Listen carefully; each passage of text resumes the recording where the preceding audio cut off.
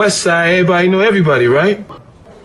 I got nothing but love in my heart for West Side niggas, nothing but love. Live from Detroit, live from Detroit, live from Yeah. Pink suits with hats to match, big crocodiles and Cadillacs. You looking for the fattest sacks? This is where it's at. Windows tinted, seats fully reclined. Keep the hands on the burner, cause niggas know that it's money on their mind. Yo, what up, though? It's your man Jay Johnson, aka the tinfoil hat titan, aka the conspiracy realist, aka the technology snob, Steve Jobs Jr. Don't text me with your green bubbles, aka I only debate my equals, everybody else I teach. Also known as Juice, cause all the hoes say J.U. Ice, Young Caesar, cause you know you can't run without me. Mr. If you don't like me, fight me. I got kicked out of Noah's Ark because they couldn't find another animal just like me. AKA West Side T'Challa, the new leader of Wakanda. Don't debate me, debate your mama. I am the best there is, the best there was, and the best there ever will be. What up? What up, though? And it's your man Dame Gone Wild, the West Side landlord, the pride of PA, High Chief Dame Don't Fuck Around, the liquor store legend, the corner store conquistador, your mama's favorite Dame, and the David Ruffin of the Shoptalkpodcast, because you know who the fuck they came to see. Not you, Otis. It's no better than these 4 letters. Thank God for Dame. And if you speaking on Dame, you better say it nice. And if you don't put the boss in front, then bitch, you not saying it right. It's the honorable Judge Boss Dame and this bitch. All rise. I am a motherfucking black belt. It's Friday night. It's time for the Kumite. Let's fight, bitch. Yo, welcome back. Shop Talk Podcast, episode 533. On you hoes. On you hoes. You hoes. And, we are back up in this thing, and we are live on YouTube tonight because I forgot it was supposed to be first Fridays we would actually go live on YouTube, but we ain't been doing that.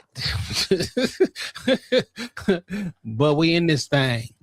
Now is good as any time. Who is that chiming in already? Macho, one of the homies, nigga. Comedian Macho. What's up? What up, though? I feel like Macho, Barry, and Curve, you know, they working together behind the scenes on their polo plug, and none of them will share the love. Cause sometimes I be seeing them niggas in low I ain't never seen before, especially that nigga Barry. And I've asked him about it to his face more than once, and that nigga just kind of like laughed that shit off. Give up the plug, Barry. Yeah, I just go to the website and buy it and shit. Like you too can go to the website and buy it one day. Nah, I seen Barry in a polo jacket I ain't never seen before in my life. I asked this nigga directly who plugged you in, and that nigga just like, man. Don't want no nigga dressing like him. Like you gotta go get your own shit. I'm not saying I want to dress like that nigga, but just like point me in the right direction. Cause maybe it's something there I want to see. I'm not trying to dress like you niggas. All right. I get it. Seriously, couple haters. You the biggest hater. We'll get to you. We'll get to you while you the biggest hater in my Kendrick voice. Any event, Focus 06. What up, though? In any event, how was your week, my brother? Hey man, week was all good. I went to see Wale I think it was Tuesday. Went to see Wale. Decent show. I was not familiar with the opener, Smino, but that nigga has some slaps. So, you know, shout out to that. This nigga Wale, I don't know. He forgot a couple words to some songs. And that's one of them niggas that rap like he'd rather be doing something else sometimes. And that's kind of like the show he put on. I've seen Wale before, and that nigga actually like has put on a good show. So I mean, my expectations. I never seen Wale perform before. I saw him last time. He came with like Nas, EPMD, Street Lord Juan performed. That's like, a random ass lineup. It was. Nigga, I seen Nas perform with the Rock Bottom before, nigga. Like Nas will rap with anybody in Detroit. That motherfucker. Nigga, it was like Nas, Rakim, Rock Bottom, and like Royce and Graf came out. Like it was just a random. Yeah, Royce was on the show too. Like it was a lot of shit going on that. It was a good show. I believe like Royce. No, let me take that back. I think Royce was the opener and bought out Street Lord Wine to do a song or two with him. So that I think that was what it was. But like, still for like nigga, Street Lord Wine. If you're from Detroit, is a very I don't want to say an elusive figure, but you don't see a lot of that nigga outside. I mean, shit, we had office space up the hallway, and I barely saw him. So I mean, to see him outside and performing was a treat. So Outside of the office space, last time I saw him was at Roy's studio. Okay, because him and Royce are good friends. Yeah, makes sense. Yeah, makes sense. So all in all, it's a decent show. Good evening. Got tatted. You know what I'm saying? I'm outside all summer 2026. You know, I What you remember get tatted? I got Child of God and an angel on my calf because I Why? feel I don't have no leg tattoos, and I just felt like it was time. Child of God, angel. That's 18-year-old shit. You just like, yo, I need a tattoo. Yo, let me get number 22, number 37. Like the 2 for 1 special, 2 for 25, 2 for 25. I don't get no fuck. So I got a tattoo. I just want to stay getting inked up. I hadn't gotten, you know, I'm gonna say something, and it's probably not to the shining the best light on me. You know, after I got this open heart surgery, they gave me like a lot of medications and shit. They was like, you probably gonna need to slow down or stop getting tattooed. And then I talked to like another doctor. He was like, nah, you ain't really gotta stop. Like, you just gotta be careful. But like, I don't know careful in my life. Well, you I'm on blood. You should, because what you went through to keep your life, like, it only makes sense. You feel me? But like, that's just me. I like doing shit like this. I mean, I don't understand the correlation. Help me out with that. Because I take blood thinners. You know what I'm saying? My blood don't clot up like yours does to necessarily stop bleeding. Now, I informed my tattoo artist, which is a good friend of mine, and nothing happened. Like, the tattoo straight. I know how to do the aftercare, so I don't have no infections and shit. So let me ask you a question, man. What's up, man? Because I feel like you're about to be judgmental, but I'm ready for you, nigga. I'm ready. I'm just about to ask you some simple questions. Because the last couple of weeks, you talked about like health and like niggas need to go to the doctor and get like checked out and checked up. I talked to the doctor. I talked to the doctor before. I want you to listen to understand, not to respond. Okay. So you were talking about all this health and, you know, all the insurance and shit like that, and it's important. This past weekend, I was over in your neighborhood and at Sinai Grace. There was a whole thing in the parking lot with the screenings and all type of shit. To get up here, the doctor tell you something very specifically, and then you be like, yeah, but I don't give no fucks. Did I say that? Did I say that? You said you did say that. Rewind the tape. You know, you just live your life. I don't give no fucks about that shit. You just do what you want to do or some shit like that. Like, so you can't encourage niggas to go to the doctor, hear the information that the doctor says, and say, fuck that, I don't give no fucks. It just don't make a lot of sense. I do still encourage all my niggas to go to the doctor. I talked to the doctor before I did this, and he kind of gave me the play on what I need to do. Now, let me give like a slight caveat to that. He was also like, now you can't be going crazy. You know, if you do one every couple months, maybe one a year, that's probably in your best interest. But I can't be going crazy with the tattoos. But you didn't even get nothing special. You just got Child of God and like, nigga, that's like when you were a kid, you draw them little S with the little diamond S's. You know what I'm saying? Like, that's like basic shit. I'm sure it looked cool or whatever, but like, if anybody saw you, the content will be up this weekend. So if somebody saw you on a Monday and you got a tattoo on a Tuesday, would you look any different? No. Nobody knows this thing but you. Like, unless you look down at my calves. Unless you look down at my calves. I mean, I don't know. You know what I'm saying? I can't knock it because like I don't know the feeling of I need this. You know what I'm saying? I got things that I purchased or I feel like I need to buy this thing.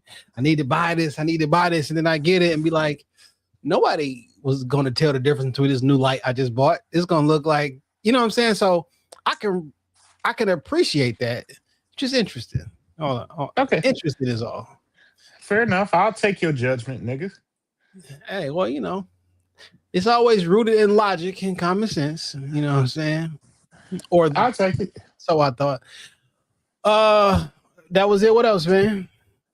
And man, I'm just happy to see another week. Shit.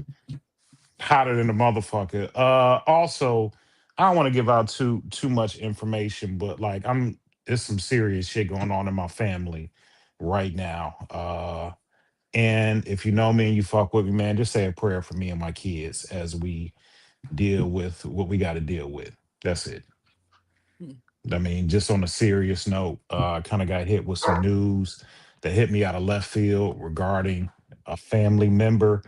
And I just want to keep them lifted up in prayer.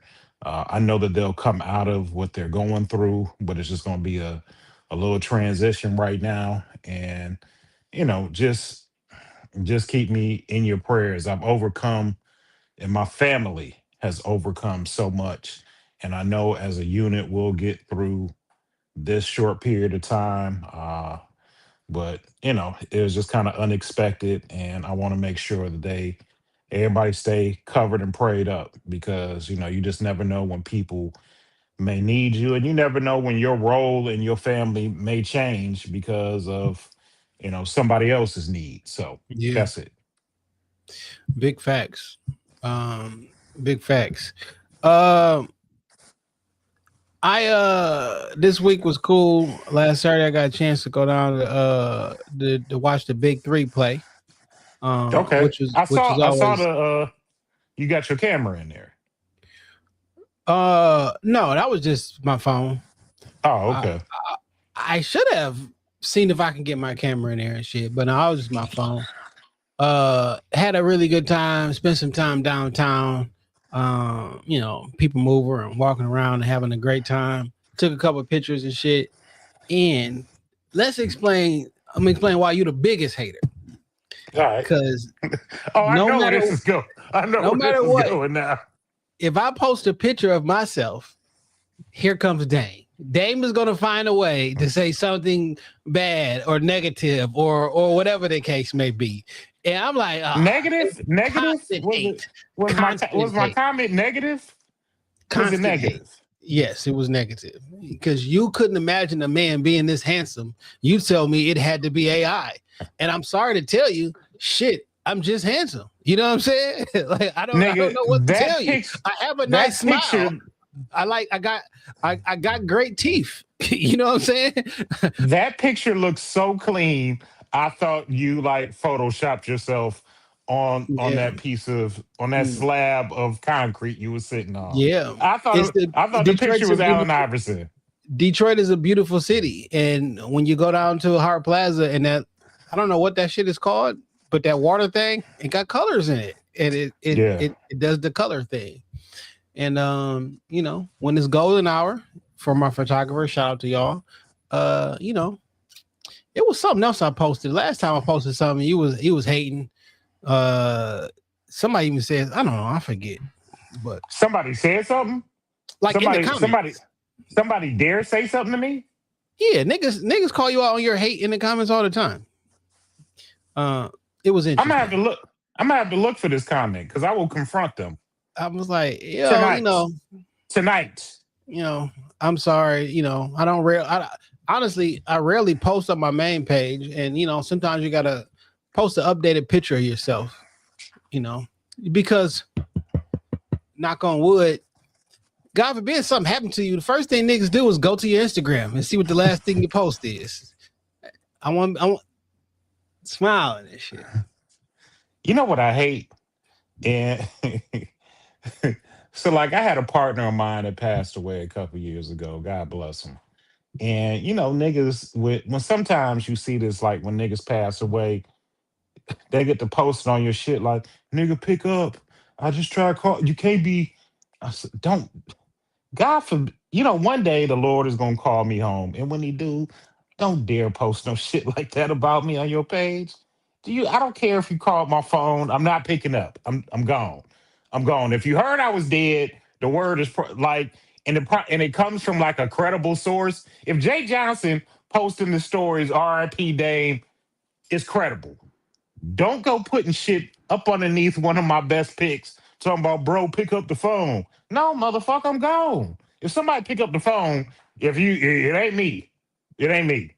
So, like, I hate to see that shit under a motherfucker picture, dog. I hate to see that shit.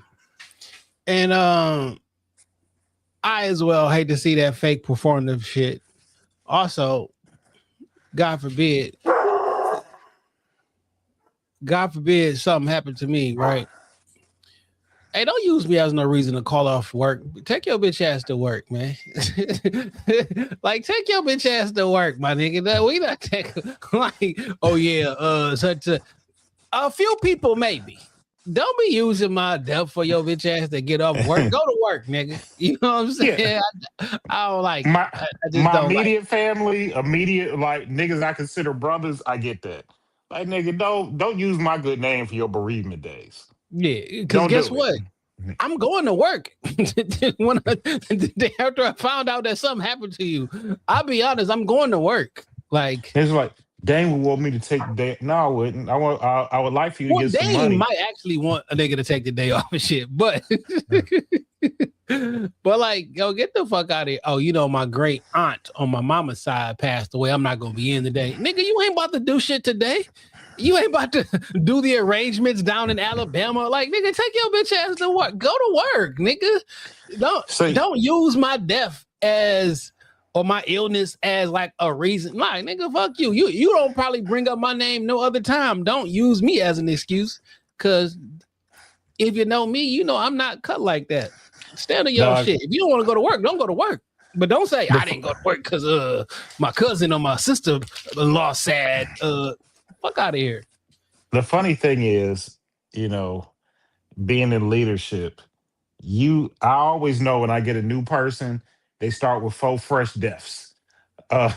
Both their grandparents, their mama, and their daddy all gonna die within like the first 18 months. Always. I know it's gonna happen. I know the overlay for the underlay. You can say that. You can say that fake ass obituary. I just looked up my Instagram and thought when I posted that video, get your ass out of here. Or the Boston Cooler. Yeah, here you come in. Oh, nigga, this sound like ChatGPT. Like this nigga. That nigga said, how many views that got? Oh, let me spread some hate.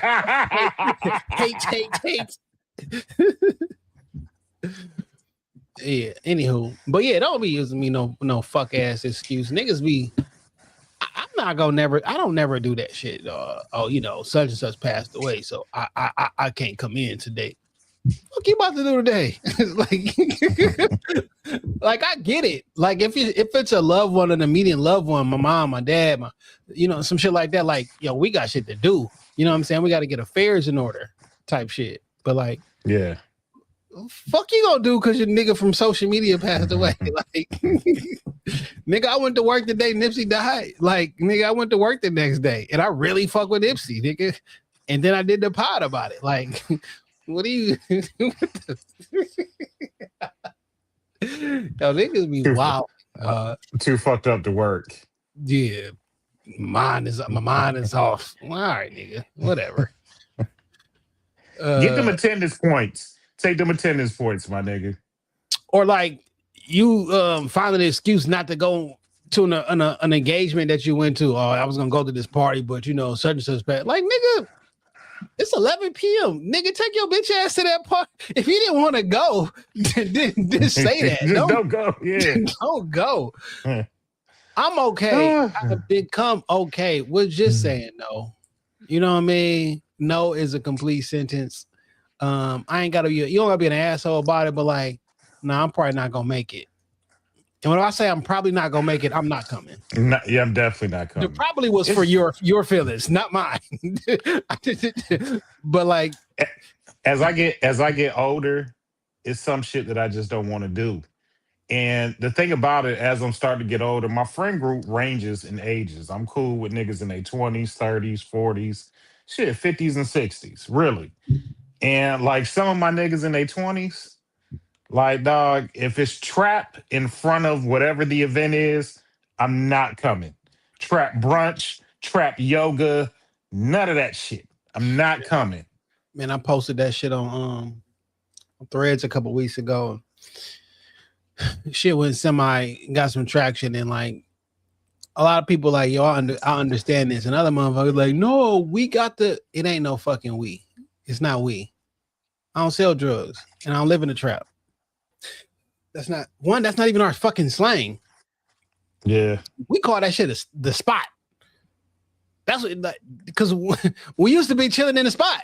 Like that was you know what I'm saying? Or back in high school. Absolutely chilling in the spot. Yeah. And it was like when I was in middle school type shit, I don't know. It was an allure of danger. Like it's like you're not supposed to be there. Look at me. We're chilling in the spot. Like that's where all the homies hang out at. Like and in the grand scheme of things, nigga, these spots get raided. Niggas go to jail. Shit get popped off. You shouldn't be there, right? But it is what it is. You know what I'm saying? But like as an adult, it's like no. I remember the exact moment I stopped hanging out in the spot. Shout out to my nigga E. He used to cut my hair sometimes. And he used to cut hair out of the spot. I went to the spot to go see this nigga and get my hair cut. That nigga had been shot like maybe 10 minutes earlier and was bleeding on the couch. He's like, no, don't worry about it. 911 on their way, my nigga. All right, I'm gone. And nigga never cut my hair again. I'm not giving a witness statement today, my nigga. Fuck as you mean 911 is on the way? The Wyclef, nigga, Mary J. Fuck out of here. Hey, nigga, did you see that shooting at Fairlane today? Yeah, man. 2 people lost their lives. That is crazy. Yeah, that is crazy. I don't know what the news is or why the gunman came and started shooting inside of Fairlane. There was an altercation between 2 people, and both of them had guns, and so it wasn't like a random thing. Oh, okay. See, I was under the impression. See, I just got the preliminary news. I was under the impression that like a nigga just walked in and started opening fire. No, they did that on purpose, though. Like the media and the news media, they said mass shooting and Fairlane. First and foremost, respect to everybody who may have lost their life and people who have been traumatized. That's not a mass shooting, though. That is an unfortunate tragedy situation.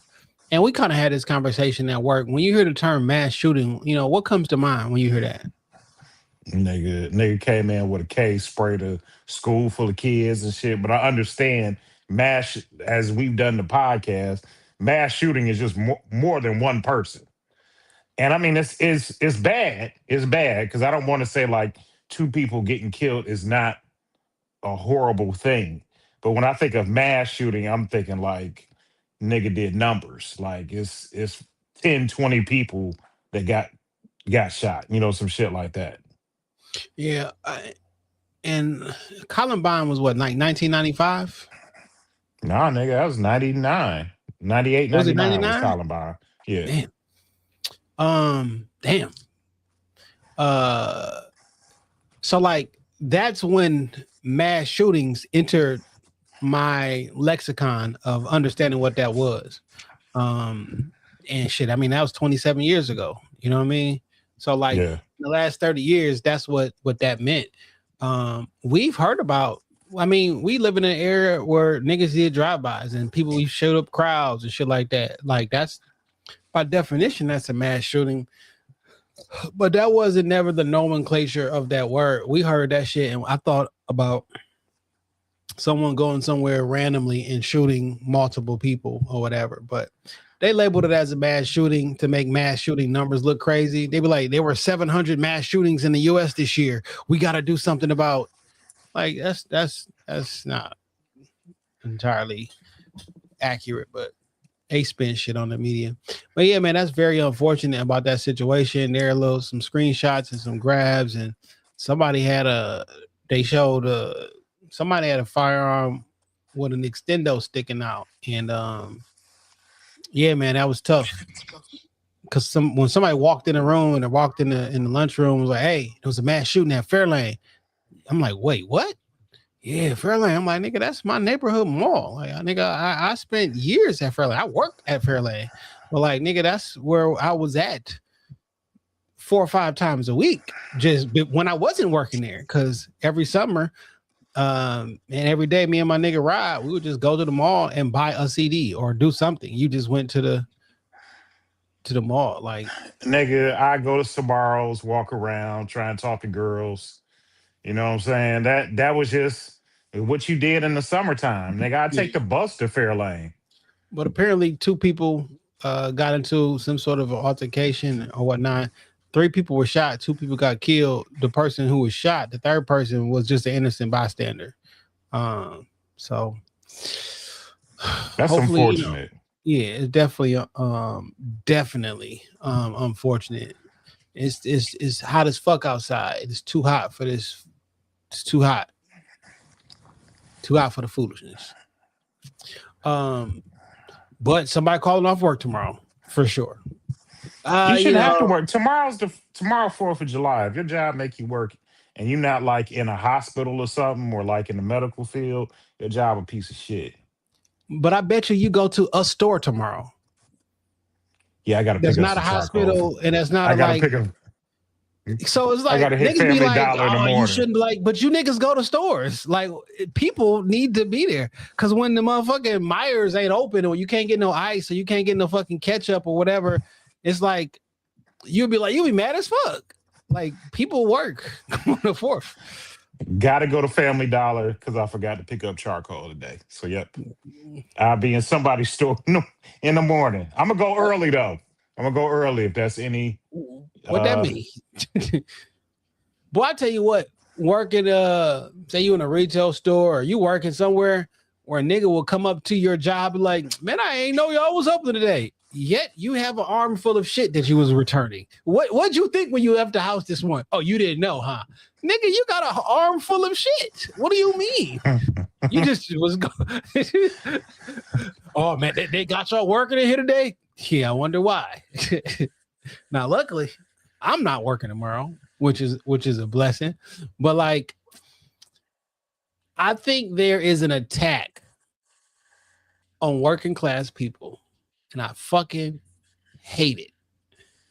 We all come from working class people, dog. Like, your mother, educator, shit. Your father was an or administrator. Whatever. Yeah, he worked in education. Yeah, Wayne County. You know what I'm saying? Like, my father worked for the city. My mom, like, everybody in my family is always, we're working class people. And for some reason, niggas get shitted on for being a working class person. And this is literally how the entire system works. You need a person. Well, you needed people. Now you just AI. But you needed people to do things for society to move around. Like, I know niggas disrespect the McDonald's worker, but your bitch ass go to McDonald's 3 times a week. How this supposed to work? Like, what did Kanye say? Like, that something about you want to hate me, but you love what I make. You know what I'm saying? I ain't this about a bitch. Like, you hate fucking nigga. McDonald's shouldn't make certain an hour. Nigga, the combo meals is damn near $15. Why the fuck they can't make one combo meal an hour? Like, why you think that's so radical of an idea? Like, hey, you know what I want to just put into perspective though for motherfuckers? 2 things is that when the pandemic was like in full effect, it wasn't shit open. When niggas found out fast food was back open, niggas was in line niggas sat in line patiently to get you a Big Mac combo and some fries. Because you got no other option. Because so, I mean, the reason that you don't have an option because like how many people cook every day? Not how many people should, but like if somebody ran some numbers, how many people cook every day or eat home cooked meals every day? Not a lot. We should do, but nigga, when I remember going to Checkers during the pandemic, and like the people inside was like so appreciative that people were coming because now I can go to work and make some money. Like, that's like the balance had shifted. And I'll always remember something my boss said to us, like when they was doing cutoffs at the job. And thankfully, like my team wasn't affected. And she said something that I always think about and always put me into perspective. She was like, no matter how bad the job is, at one point in time, you all prayed that you got this job. You know, you was hoping that you got this job so you can get out of whatever other position you was in, whatever money you wasn't making. And I always just try and be cognizant of that because she was right. Cause like nigga, my last job, I hated working at Quicken Loans. I hated that shit. I took this job off a 90-day contract because I hated the last job so much. And I was like, shit, I'll figure it out after 90 days. And 90 days has now turned into damn near 5 years. But I remember praying that this shit came through so I could quit Quicken. And I always try and, remember that shit because like it could have been worse. Like Man, it could have it could have got dark for a nigga. when I was dealing with this young lady a year and a half, 2 years ago, and motherfucker was out of work, begging for jobs and trying to do all this extra shit, get a gig, and then like start calling off. I ain't trying to go to work. They want me to work overtime and ever that. Like, nigga, you had negative balances. Now you mad that they're trying to give you extra money? You quite literally prayed for this job. Nigga, I helped you interview prep.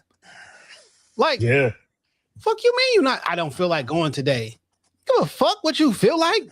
You niggas think I go to work because I like going to work? Nigga, what? I don't give a fuck what you feel like. I like And to you check got that a I mouth get to, every other when you week. got and when you got like a mouth to feed other than your own, like, but a nigga will sit there and tell you they'll do anything for their kids. Well, take your bitch ass to work. Fuck is you? What are you talking about, dog? What the fuck? You gave me a piece of advice that I always remember back to when I be hiring niggas and shit. Niggas will tell you whatever in that interview. Oh, I don't mind working late. I love working 11 to 8:30. Now first day at work, they be, hey, can I talk to you about the schedule? Like, is it any flex? Nah, bitch, we told you in the interview what the fuck it was. You said you love working overtime. You don't Man, mind working weekends. I was doing an Lies. interview today, and I stressed that shit. Like, look, my nigga. Why didn't I say my nigga? It's retail. We open 7 days a week, and we only close on a few holidays, nigga. Christmas, Thanksgiving, and Easter. Other than that, see you tomorrow. Like, because tomorrow niggas gonna be at work on the 4th. I won't be, but like, it Yeah. just is what it is. Ain't no set schedule. My shit changed. I don't got the same schedule. My shit changed every week. I know what it's gonna be 3 weeks in advance. You know what I'm saying? So like, I can manage my life, but like, oh nigga, it's just this is how it is. And like, don't be coming up in here acting like I'm be acting brand new. I don't like that shit. You beg for Nigga, this job. And guess I what? tell We didn't even come find you. You came and found us. You asked I us. Jay, I tell motherfuckers in the interview, like, look, you gonna work the late shift for the next year to 18 months. We a union environment. You don't have no seniority. I got motherfuckers that's been working here 20 years. You not getting shit early. If you looking for an early job, this ain't it. This ain't it, because it's not gonna happen. You're gonna have to wait till motherfuckers quit or go to another department before you get an early shift. Plain and simple. I'm saying, nigga, bare ass minimum, you gonna do this shit for a year. If that's gonna be a problem for you, this ain't the job for you. Cause I can't do Man, shit about your shift. big I don't fact. care if you're going to school. I don't care about your kids and who gotta pick them niggas up. Not none of that shit. The posters say 11:30 to 8. That's what your ass gonna work. Man, I've learned over time that avoiding confrontation breeds more confrontation. You know what I'm Yeah. saying? Like, if you don't like having a tough conversation and you won't address things head on because it makes you uncomfortable. If you're one of those people, you're gonna be uncomfortable a lot. because when you don't say what you really mean, then it's never going to be clear, and you're going to keep going in that same thing over and over again.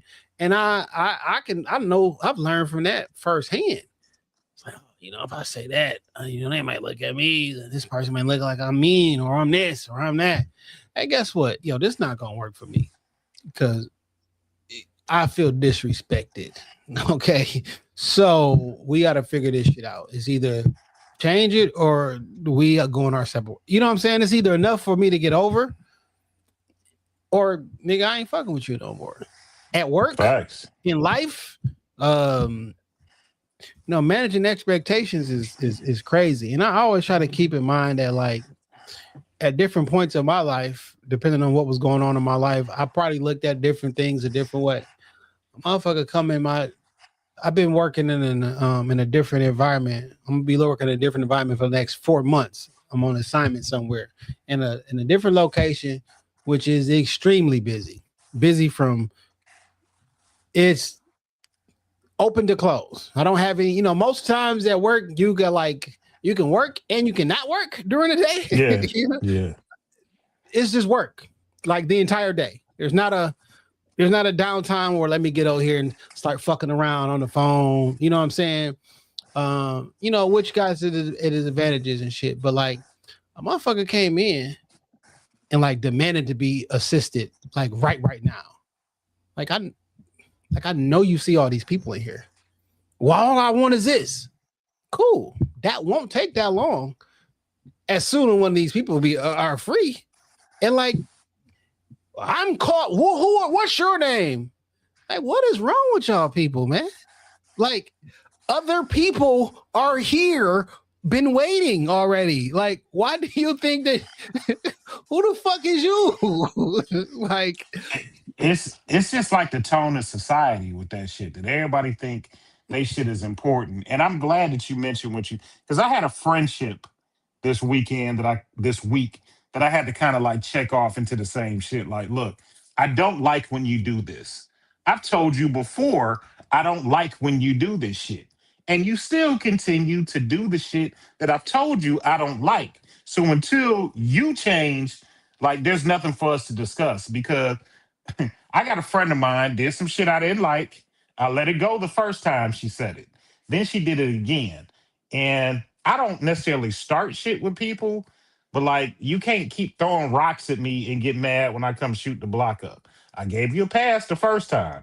The second time I said something about it and I saw it stirring up again. So I got real direct about the next sentences were very direct. And she's like, well, that's rude of you. So the last fucking 3 times that you did that shit wasn't rude of you?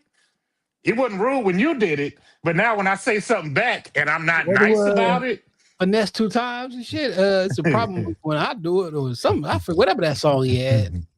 It's cool. And then like, yeah, but it's a problem and then like the thing about women, especially women that are, I'm not gonna front my friend. She's very attractive, especially women that are very attractive. They used to getting away or getting their way with shit.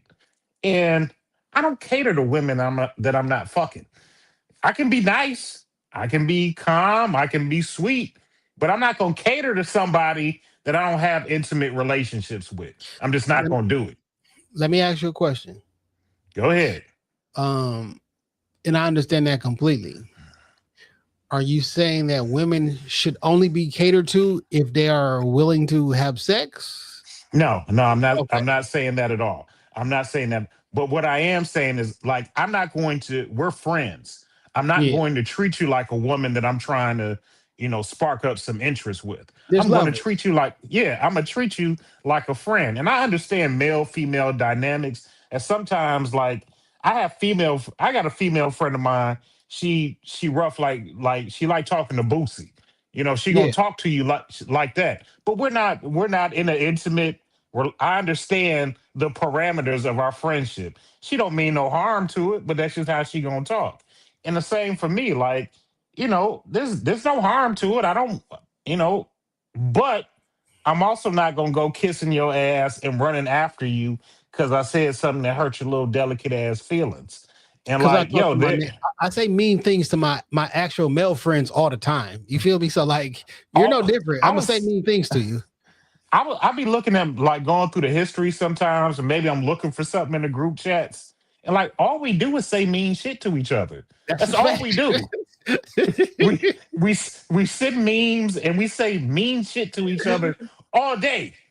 But I Like understand. if you look through the powerful content joint, it's like insults, uplifting thing about fatherhood, insert. There's a community activist thing or such and such. Insert music post. That's all it is. But I understand we friends. Like I love them niggas. Yeah. I love them niggas. But yeah, it's a bunch of mean shit in the group chat. Every group chat I'm in, mean shit. Mean shit. Niggas, my homeboy wife heard us talking one time. She said, all you all do is call each other the N-words and say mean things. I said, yeah, but that's my nigga though. That's how we bond. Yeah, that's my nigga. We've been talking like this since we were 12. It's like, for me at least, and sometimes I gotta step back and be like, it's like chess to me. You feel me? It's like, oh shit, pawn to rook such and such with the insult that you gave. Well, like, Yeah. I'm gonna insult pawn. You know what I'm saying? It just be like sharpening tools. Like it's like two niggas. It really do. You know what I'm saying? Sparring. I'm sparring all day. Sometimes I gotta check like, damn, I'm sparring, but do they know I'm sparring? Because they may be like, damn, this nigga just on my head today. You know what I'm saying? So sometimes I'll be like, all right, let me make sure. But no, I've gone too far in the group chat. My homeboy has put me out of the group chat because one time he said some shit to me that really. So like I feel like even as men and friends, there's certain shit that's just like off limits. Like when it comes to like kids and family, and he said for sure. maybe he didn't mean it the way that he said it, but when I read it, I took it the way that I took it.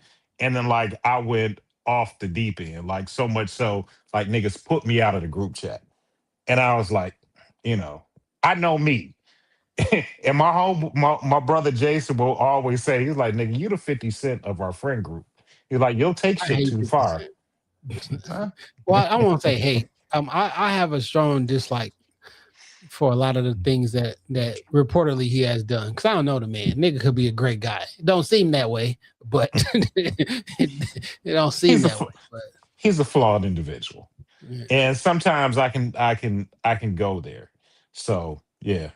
Just watch it. But like my friend that I got into it with, I'm like, yo, you can't do that to me because number one, like I'm not pursuing you. I don't care.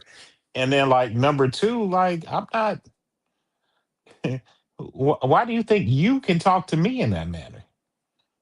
Why do you think you can talk to me like that? You know, you can't. A thing about job interviews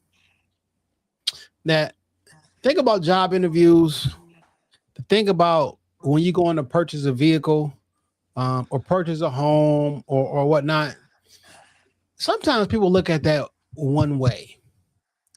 I hope this job hires me versus I don't know if I want to take my talents to this job. I'm trying to sell y'all and y'all should be trying to sell me to make sure if it's a fit. I don't know, nigga. I got 3 interviews lined up and I don't know which company I'm going to go with. Like, so you also have to wow me. Why should I come work here? What's going to be the benefit of me working here versus me working there? Well, I already got an offer sheet or offer letter here. So like, it's not one-sided. So like, even in relationships, when a man is courting a woman, I mean, great. I like you. I'm doing all the other shit, but like, you got to be a likable person during this time frame as well. Cause like, if I don't feel like it reciprocated, I'm not gonna continue. Cause why would I? Cause I look like a fool.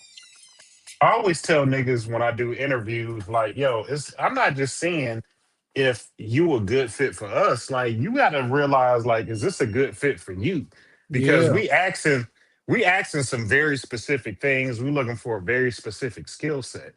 And if that's not you, that's cool. Because, like, don't get in here and bullshit to me and tell me, what you can do, or I've worked with this, because nigga, the shit is gonna come up. It's definitely gonna come up with this job. And if you haven't done it before, then you're gonna be looking kind of stupid. So, You might just you keep might not you might not be able to chat GPT your way out of the real life. You know what I'm saying? you can't. You know what I'm saying? Some of this shit is just gonna be about skill. And if you don't have the skill, it's gonna be hard work here. So, just keep it 1,000. If you can't do it, it's all good. This ain't every job ain't good fit for everybody. I know everybody need work, but like sometimes like it's just not. It's right seat, wrong person. And sometimes even in the a relationship setting, and not necessarily a romantic relationship setting, right seat, wrong person. Like there are a lot of cool people that I know and have made acquaintance with that we not friends, not because there's ever been a beef, but like, there were just two personality types that probably need to be like in, hey, what's up? Hi and bye, what's going on? Hey, what's up, man? Like that, like this, but like we're not really meant to hang out together. I'm not meant to be with your friends and your family or whatever. We just meant to be like cordial. And like that's perfectly fine. Be acquaintances. But the relationship not supposed to get deeper with everybody. You ever run into somebody like I had this happen with a nigga I knew from high school. Really haven't seen him since high school, but we was cool back then. We stopped, chopped it up. Hey man, it's good to see you. And he was like, dog, let me get your info so we can hang out. I'm but we not though. You know what I'm saying? Like, nigga, I ain't seen you in like 20 years. And it's good to see you. I'm glad that you look healthy, alive, and doing well. But like, nigga, we've been on Facebook. Like, if we were meant to connect, the connection would have happened. Like me knowing And that you're alive and well, it's perfectly fine. I'm all set, actually. yeah, I'm glad you're doing well. Like, I saw that nigga Ronald. He looked healthy than a motherfucker. It's man, all good to good see with him, that man. nigga. Yeah, Man, and that's it. that's absolutely it. Same thing with like an attractive woman, right? You may go on a Yeah. date with a woman, and like you fine. I mean, I'm a fairly attractive, you attractive, but if it ain't no chemistry there, if the conversation, nigga, I can talk. I talk for a living. We've got 1,000 episodes of niggas talking, but like sometimes it ain't supposed to go there. Nah. It just ain't supposed to go there. And when you try and force a square key into a round hole, like you just wasting your time. I mean, I had to get to a real question or a real thing I wanted to talk about on the pod today. I ran across I wish I had my I don't know where I put my phone at. I came across in a post online, and there was Hey, hold on real quick. You staying tonight? Okay. The TV on in my room if you just want to chill out. I wanted you to keep it in the door, but you can just put it on the couch. Yeah, just put it right there on those shorts. Yeah, that's cool. You hungry? All right, my bad.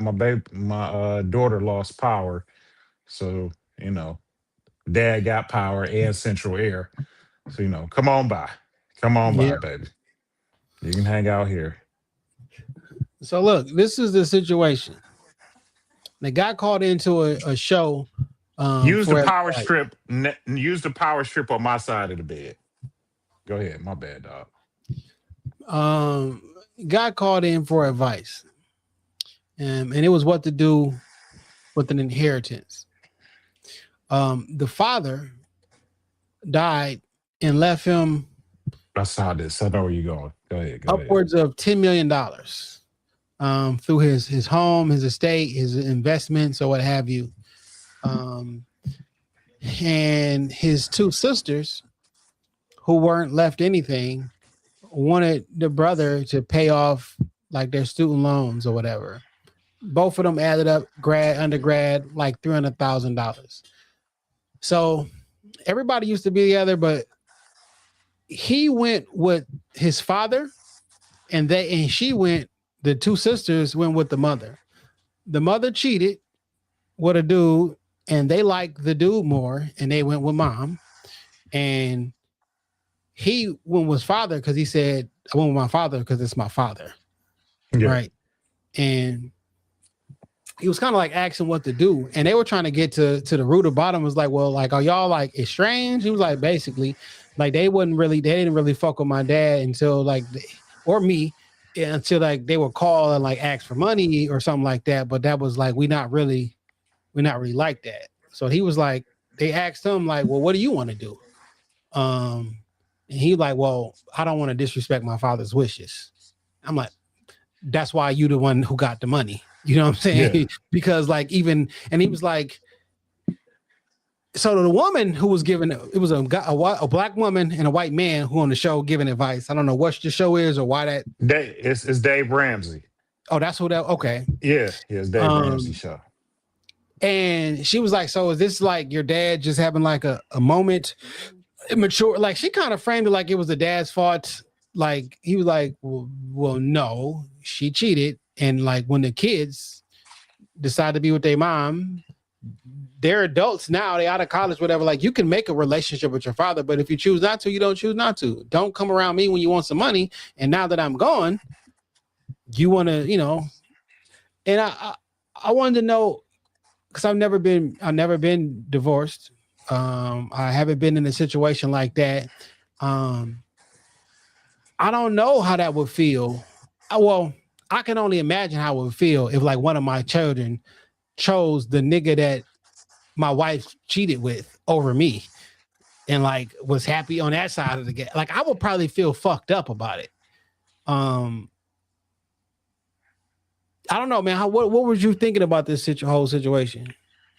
I kind of weigh it out a little bit differently because, well, I look at this in a few different angles. Number one, you know, I fully agree that people make choices every single day. And sometimes your choices are good, sometimes they're bad, and sometimes you just got to live with whatever they mature into. You know, my dad wasn't a perfect man. He did shit that I did not like. You know, that nigga was rough. Anybody that knows my pops, like, no, that nigga he was all gas, no brakes. I mean, and he was rough. But like at the end of the day, that's my dad. You know what I'm saying? Like that's 10 toes down. That's my dad. And I tried to do whatever I could for him until the end.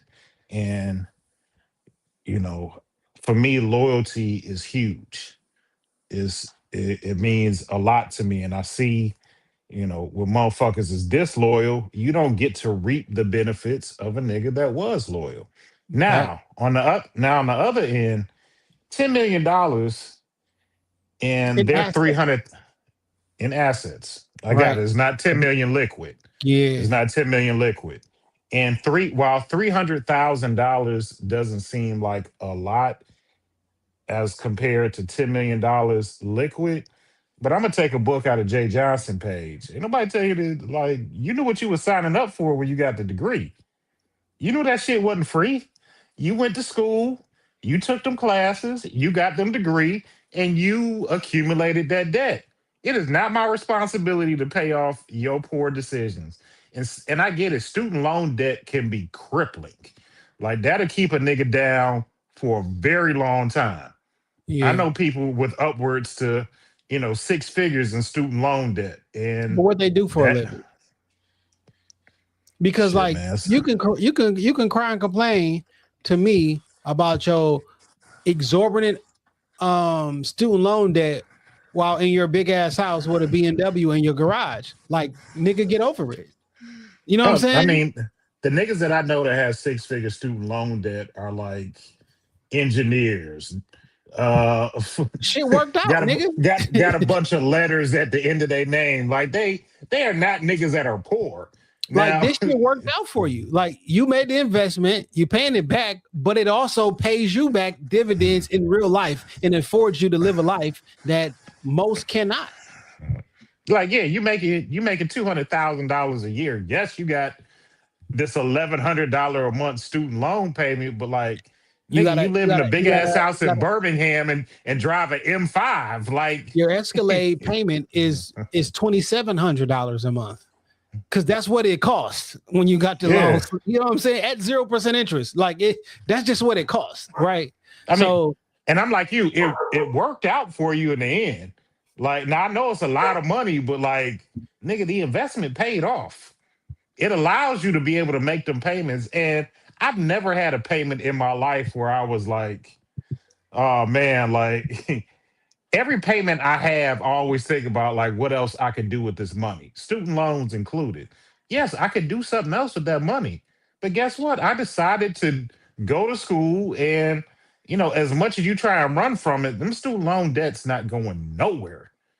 So you better get to paying them shits back. I love you. or I'm gonna not. send you something nice. Or not.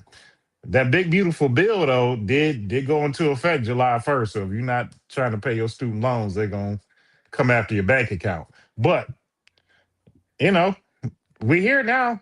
I love you, but I'm not paying off your student loan debt. And put your I'm money in not gonna do casino it. chips, my nigga. What they gonna do? As long as Greektown don't change the color of the chips, nigga, you get straight. Put that shit in the safe deposit box. They can't tax what it ain't there. Nigga, go buy some gold. Nigga, I don't know. What you want me to do? Put your shit in Bitcoin, nigga. Take out a loan. I don't know. Circumvent the cash. So I found that post. This was the Days Ramsey show. So he left his two daughters absolutely nothing. The reason their mother had an affair. The two sisters sided with the mother and the affair partner over their father, and the caller sided with his dad. The father never forgave the daughters for it. Now, both sisters are approaching their brother, asking him to pay off a combined $300,000 in student loans with the inheritance that their father intentionally excluded them from. George asked the only logical question: did the father purposely leave the daughters nothing? The caller said yes. And then Jay followed up asking why he was cut off. And when the caller explained that the affair and the sisters choosing sides, the dynamic became crystal clear. The sisters just did not lose an inheritance. They lost it because the choice they made. And now they want their brother to absorb the financial consequence of that choice on their behalf. And what do you believe about a person's dying wish or their inheritance? If they say, this is what I want to happen with my things, do you think you should say, okay, and then do whatever you want with them? Or how do you view that? I do view it, and is kind of personal to me because there were certain items in my father's passing that he was like, you take this, you take this, don't let nobody have this, you take it. Yeah. And I took that to heart, and now it definitely caused a little discourse between me and my sister, and it's still causing discourse to this day, unfortunately. But I was like, look, dad told me to do A, B, and C. And like he told me this within days of him dying. Like he said it before he died. He reiterated again, like within like 48 hours of him passing away. So like most of the things that he asked us to do, I tried to stand firm on because like even in his death, that's like still my father. And I wanted to honor, Yeah. his wishes. And I tried to do it as much as possible. Did we do everything? Unfortunately not. But for the most part, the things that he asked me to do, in and it was difficult. My father's death, I don't like was very hard for me at first because I've told the story before. The last conversation we had, his last conversation alive, he cussed me out, like dug into me. But and that stuck with me for a long time until I like kind of realized like that was just him. Like even to the end, like he didn't change who he was. He was true to who he was, and he was gonna be steadfast on that. And that was just how he rolled. So no, I think that in death you should honor people's wishes, because these are, you've inherited those things, but it's not like I worked hard as fuck and got this shit. This is shit that he gave me. This is what he want me to do with the things that he gave me. I mean, I feel like that was only fair, and they were reasonable requests. And like this example, it's like, you want me to sell dad house or like liquidate some of his investments? No, nigga, these shit's gonna stay there and keep earn. Like, what do you want me to do? So I can pay off a debt that he wouldn't have paid off, because if he was gonna pay it off, he would have paid it off already. He clearly got enough money. Fuck no. Ask that nigga. Oh shit, you didn't have a relationship with him. After a certain point in time, it ain't your father or your mother's responsibility to have a relationship with you. It's your responsibility. You're a grown up. You're 30 years old. You're 40 years old. Like, talk to your parent. Them niggas humans too. I had a therapist that told me, and not in regards to my relationship with my parents, but made a statement to me. It was like, look, yeah, fucked up shit may happen to you when you are a child. Certain shit maybe you couldn't avoid or couldn't be protected from. But at some point you have to stop blaming other people for what happened, and you do have to like grow up, get whatever help that you need, and continue to move forward. It's not going to be always somebody else's fault. Like, yeah, it's fucked up that your mama. I got a very close personal friend that her parents abandoned her like about 11, 12. She came home from school one day and they were gone. That's Like, tough. and she never saw them again. And she had to end up, she never saw them again until like she was an adult and like doing well for herself, like doing very well for herself. She started 2 businesses, and Was she only child? Yeah. Because like, Yeah. I've heard situations that I don't know in real life, but like a child was abandoned and they had other children. It's like, No, y'all just didn't want me. Like that makes me like, what? Whoa, what do you mean? You took the other one and didn't take me? Like, I would be crushed. She was the only child, came home one day, house empty. You know what I'm saying? No note, no nothing. They just gone. And they did not pop. And they didn't pop back up until like we was like 28, 29, something like that. After she had established 2 businesses and was like living well. So, but she persevered through all that, put herself through college. Like, and I know, like, being that we've been friends for a long time, I know shit was like fucked up. High school was like very difficult for her.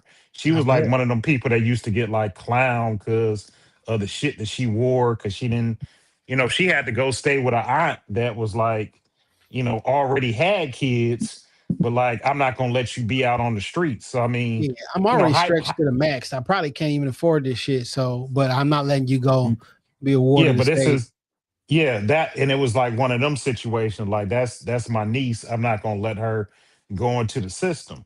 So like when my friend like bounced back, like now, everything that she wear is, Chanel, Prada, Louboutin. Like she dressed the part, but she's also made the money in order to be able to do that. So like when you bounce, at some point, like you just got to take control over your life and continue to push forward. Look, you make decisions every day. We all make decisions every day, and sometimes the consequences are fucked up. And okay, I mean it's fucked up, but like you got to live with that. You should have chose differently, but you didn't. So now this is what it is, and fuck, you may not like the results, but you got to deal with what it is. Plain and simple. The end. That's it. Got to. That's it. You got that degree in underwater basket weaving, and you got $175,000 worth of debt. That's your debt. That's your debt. I hope that you're making really good baskets underwater. Yeah. So. Yeah, man, that's tough, man. I would, if I can hunt and a nigga didn't do what I told him to do with my money, I'm hunting. Like if I can find out how to hunt, I'm on your ass. For real. Like, nigga, I told you don't get that motherfucker nothing. First thing you do was get this motherfucker something. I'm hunting. And I often think about that, like with my own children, because I don't want there to be resentment amongst them. Have I accumulated a bunch of shit? No, but God willing, I got more years left and more opportunity to accumulate things. There are children that I have that are more responsible than the others. And do I think, like, I want to be fair with whatever I'm able to accumulate and leave to them, but I know I got I one know what child that you I mean. think would blow that money fast, and I got another Mhm. one that would prepare for the long game. And like, do I treat one differently because of Yes. their traits? Yes. Treating people exactly the same is the worst fucking idea of all time. Do not treat everybody equally. You treat motherfuckers according to who they are, how they receive information. Because if I'm a person that need everything explained to me in detail, and the next person next to me just need a high level overview, treating us both the same, one of us gonna fucking hate you, dog. You know what I'm saying? Yeah. Or like, I'm gonna never think you gave me enough information. Like, you keep giving me high level overview, nigga. Give me the detail. For me, I'm asking another question. Well, what you mean by that? Well, why is that? Because I always want to know how some shit work. Well, why is it this way? Why isn't that way? Not because I want to question just for the art of questioning, but like, I literally need to know for things to make sense in my brain. Like, how does this work? Why is it that way? It makes me understand it better, right? So I'll ask ChatGPT, based on what you know about me, explain what kind of person I am, and it'll sit to tell me like, hey, all the things that you like, you go into detail. You don't care about such and such, but you want to know this. And I'm like, God damn, this fucking AI know me a little bit all too well. You feel me? But like, if you treat me like you treat everybody else, nigga, that's torture for me. The golden But rule of treat people how they want to be, how you want to be treated. No, nigga, you may treat yourself like shit. Fuck no, don't treat me like you treat you. You know what I'm saying? No, treat yeah. me how I want to be treated, not how you want to be treated. Yeah, and you know what? And we're both leaders at the job. Like, that makes a good point. I can't treat my best performer how I treat my lowest performer. And even for me at work, I work amongst a team of leaders. My boss can give me what the assignment is and the due date. I don't need the feller. You know what I'm saying? Like, I'm gonna do it and I'll figure it out. If I have a question, I'll come to you. But for the most part, what need to be done and when I gotta have it to you by. All right. The meat and potatoes I'll figure out along the journey. Some people need every single detail. Well, Is it there a needs to be done job? like this. Is there a resource or a data point where I can go through and get information about how to do this? Great. Point me in that right direction. You know what I'm saying? Everybody Yeah. got like a knowledge source at their job, right? Oh, this is the thing that Yeah. we go to. They got all the answers. Cool. I don't need you to I don't need you to hold, for most things, I don't need you to hold my hand through it. Now, if it's some giant fucking project and you want me to turn this shit around 24 hours, nigga, I don't know how to do this shit. You know what I'm Right. saying? You're gonna have to break that down to me. But like, no, don't treat everybody the same. So But when I look at it, my boss also assigns certain shit to us based on skill set. I know this yes. person is more analytical. I know this person has better written correspondence. So like, she not gonna necessarily put us in a position to fail. She Here's gonna a great assign shit example. based on our skill set. Here's a great example. So I'm not working at my current store for the next 4 months, but one of the homies, father hit me up like, hey, I need to come down there because I gotta take care of some blah blah blah. I'm like, hey, I'm not there right now, but let me find out who's there, and I'm gonna get you. I'm gonna have that person take care of you because I know the temperament of Mike's father. You feel me? And I know the temperament of all the people in that store. I'm about to match. Should Yeah. anybody be able to help you? Yes. Could technically anybody help you? Yeah, but nigga, I want to match. You feel me? Like, I know Yeah. what type of personality this is. I know your skills, your skill set, the amount of empathy that this, like, do you know people who are very particular about customer service? Absolutely. You know what I'm Absolutely. saying? Like, where 95% of the people would think, I had a pretty good time in there. It's like, no, I can't believe that they didn't do this. So I need this type of, if I know who I got, let me put you with this person. If I need the guy next door, if I'm sending the guy next door in there, I'm going to put you with the guy next door or somebody slightly above that. I'm not going to put you in there with super technical. I've come to visit you at your job and you put me with certain people. Like, no, he'll be able to take care of you. So, I mean, I get it. So James hit me up yesterday about some shit at work. And James, an engineer, and he's super ultra technical. And like the question that he had, 99% of the people will get incorrect. And they were, right? The only time motherfucker reach out to you was like, look, I've been going through this shit. Maybe you can give me some answers. You know what I'm saying? Yeah. And he got to the right person. But it was a super, very specific thing because I know what's going on. It's like I know what type of person he is and how his brain works. I know who I need to put you with. I'm not putting you with the little old lady. Like the little old lady.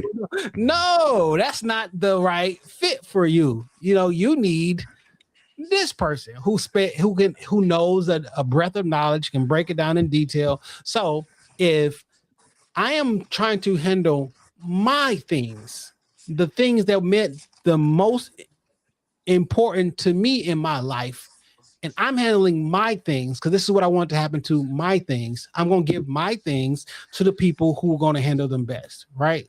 Yeah. So if my nephew is a painter or some sort of an artist, or he wants to get into photography, hey, I want my nephew to have my cameras.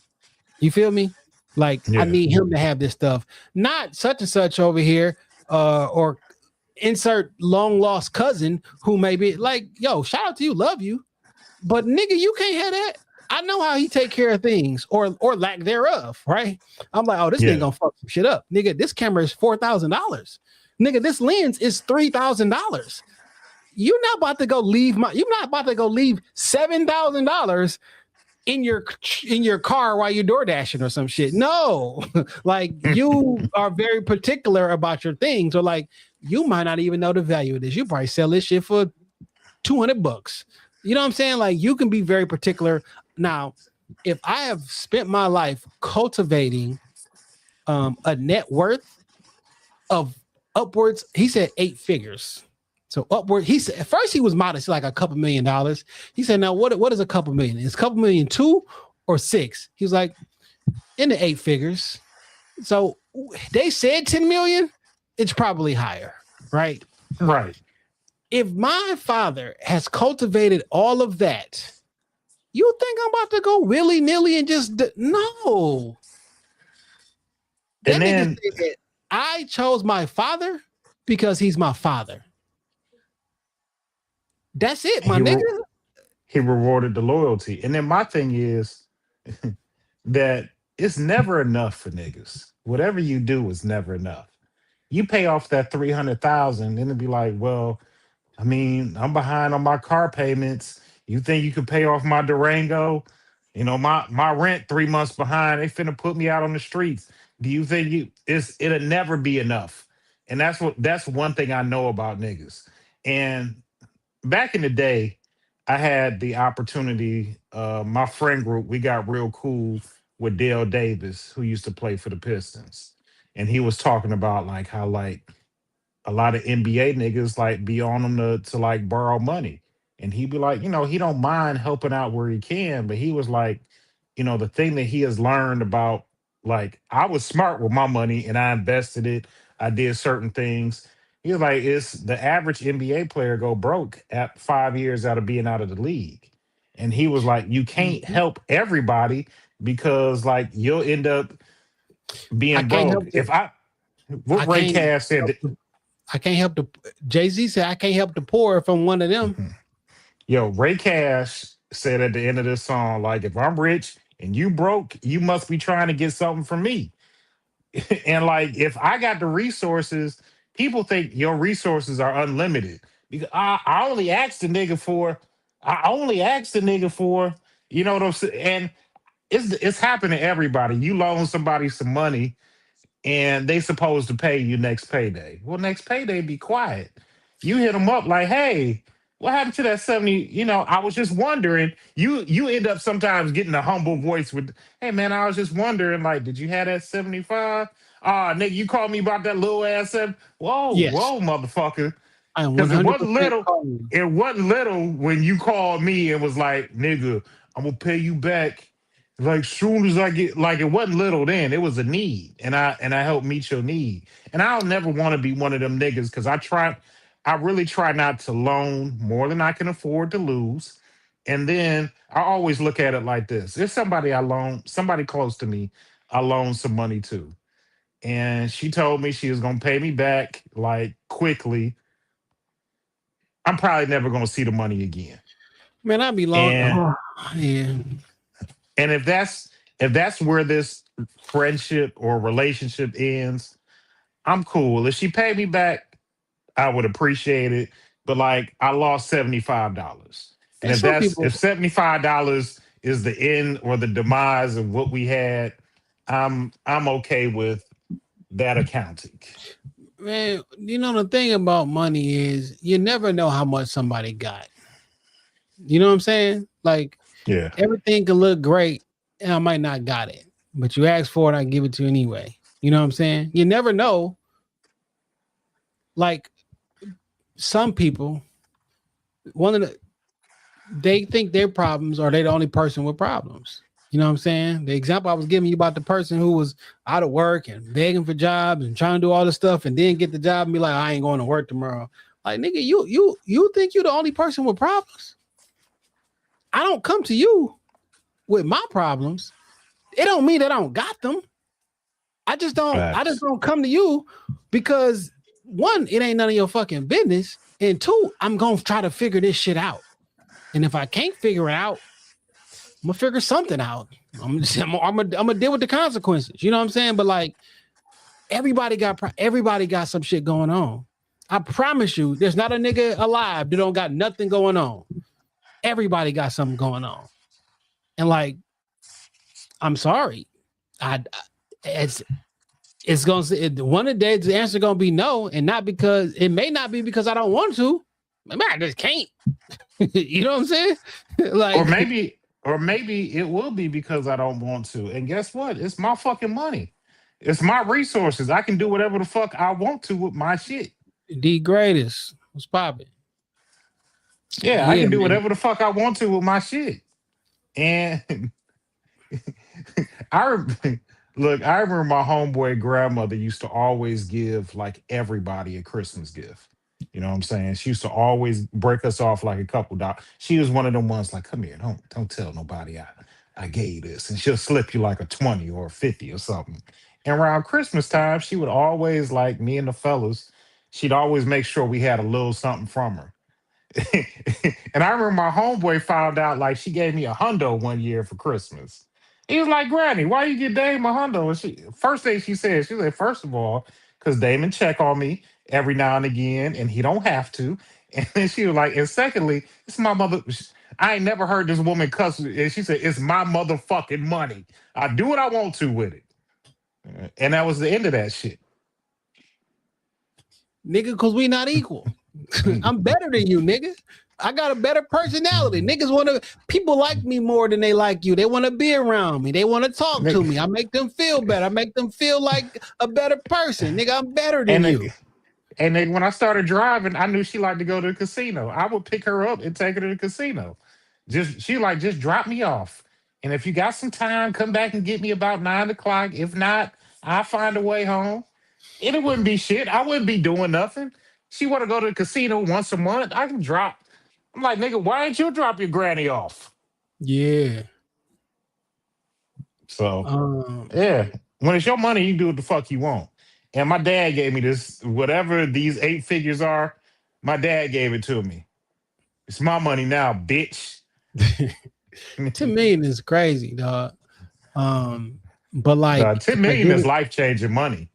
Big That's life-changing money. It's right now, it's quite literally generational wealth because it is. The first generation is me who made it, and now I'm passing it down to my son, who is the second generation. And if he does what I told him to do with the money and follows my suit, he'll be able to pass it down to the third generation and so on and so forth. Yo, fuck them sisters of yours who picked that other nigga over me, right? Because they didn't really say how old they were when that happened. The niggas could be teenagers. Can you imagine? And I don't know what's your situation, but like your wife cheats on you, divorces you, and the kids fuck with the other nigga and pick him. Oh, fuck these niggas, man. I Nigga, joke with my daughter. You used to live in my balls. Y'all came out of me too. Like, I joke with my daughter all the time like, that when she get married, like it's gonna be me and her stepfather walking her down the aisle, and every time she gonna check it, she like, I got one dad. She like, if you alive, it's gonna be you, and if you ain't alive, it's gonna be granddad, and if granddad ain't alive, it's gonna be one of my brothers. She like, he not gonna walk me down the aisle. No disrespect, but that's how it worked, my nigga. Somebody from this family is giving you away. Nigga, you don't own me to give me away. Yeah. That's not how that shit work. Nah. That's not how it work on our side of the family. You feel me? It ain't how it work on my side neither. Shit, fuck all that, nigga. I would be offended, dog. We seen situations like this where father wasn't in the girl life, paid for college, do all the other shit, and it's time to get married. Paid for the wedding. He wanted the other nigga who just popped up to walk down the aisle. Well, I'm not paying for this shit. I cancel all this shit. And then the mama got mad and wanted to do a divorce. I would leave you and you. I bought you a car. I paid for college. I did all this shit. That nigga has not been here. I don't give a fuck what that nigga excuse was. Don't fucking matter. It's a thankless job. It can be a thankless job, being a bonus parent. You know what I'm saying? Or the stepping up and being a parent to a child that you didn't participate in the birth of. It's not always a thankless job, because some of the best videos that I love watching online is when that child be 18 or some shit and they bring the paperwork to change their name to their nigga last name and shit. I done seen grown men bust out crying, and like that's it right there, because they was doing that shit. Nigga, I'm your daddy.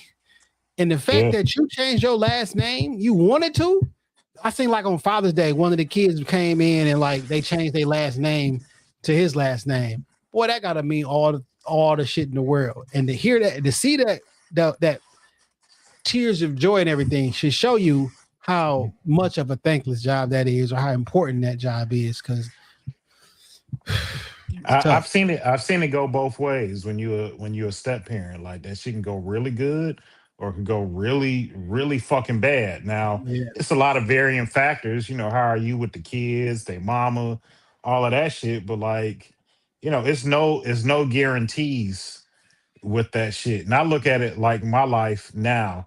If I want to get married again, there's a chance, like it's a very high possibility I could end up being a stepfather when that happens. You just get married again? No. So I'll be thinking about that, right? The women my age who have children, these children are older already. I feel like step parent is like when you got toddlers or younger. I feel like when the kid be like 12, 13, you just Mr. Jason. Like, I don't feel like you, you know what I'm saying? That's my mom. That's my mom husband. Yeah, that's my mom husband. Because you 100% are still involved. But like, when I think, so here's an example. My father got remarried, right? Yeah. But like during the 6 years ago, you know what I'm saying? I'm 44. Like, that's my, no disrespect, but like, that's my father's wife. Like, we were never, it's not my stepmom. You know what I'm saying? I think I don't need you to parent me. I don't need you to be there. The advice is welcome, the whole 9 yards. But like, I just feel like the parent portion is like when you're 18 and under. You know what I'm saying? So 12 could be whatever. But like, I think if I come into the picture and you're already 16, like you don't need a lot of dad shit from me. Yeah. You know what I'm saying? Yeah, I feel like, oh, that's my mom's husband type of thing, or that's my, you know what I'm saying? Yeah. So like I have an uncle who been married a few times, right? Yeah. And after you on your third or fourth one, are these people your aunt or is that your uncle's wife? Man, they just girlfriends. Once you're Really. married, right? But like, so like when I'm born, that's auntie such and such because you was married to my uncle before I was born, nigga, you auntie, right? But on the second wife, it don't feel like auntie. You do you follow me Hey, what I'm saying? hey, Miss Linda. Yeah, yeah. But some one of Uncle now, the one James, now, Uncle James there. the one right now, I really, really do fuck with though. You know what I'm saying? Like that's my nigga. You know what I'm saying? She super cool. But Just you we can need to take but you her can out. also make that choice. Yeah, You know what I'm saying? Like you can like I'm not a kid no more. I can make the choice of who yeah, I want to adopt and who feel like family as yeah. well. I don't have But to it's be still my, rude or but disrespectful. it's still my uncle's wife. Yeah. Cause like y'all got married. I'm 40. I'm 40 years old. I was like, you don't fit into auntie status. You do, but you know what I'm saying? It's like it's different. But that's Yeah, I my nigga. feel you. Yeah. My homegirl, her dad been married 6 times. And I'd be like, like you just doing this for sport. Like you just don't want to be alone. And if you want, and if that's what you want to do, cool. He retired, he traveled, he live good, he Or meets he somebody, he really, fall in love, or what or he you feel is know, love.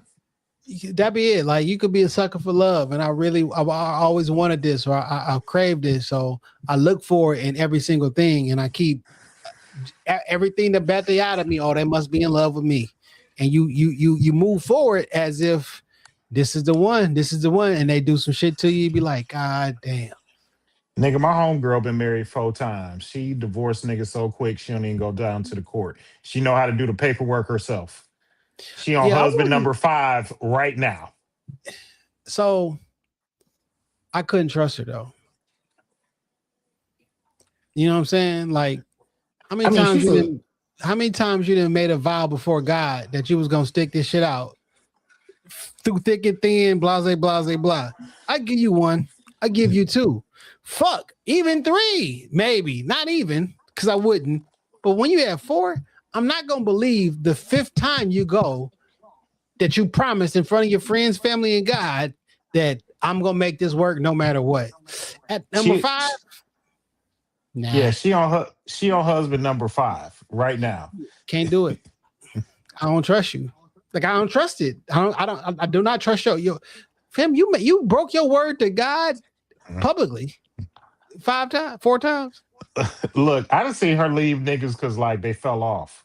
You know what That's I'm crazy. saying? Like I love her to death, but she was like, look, this nigga was making 6 figures and I ain't have to work.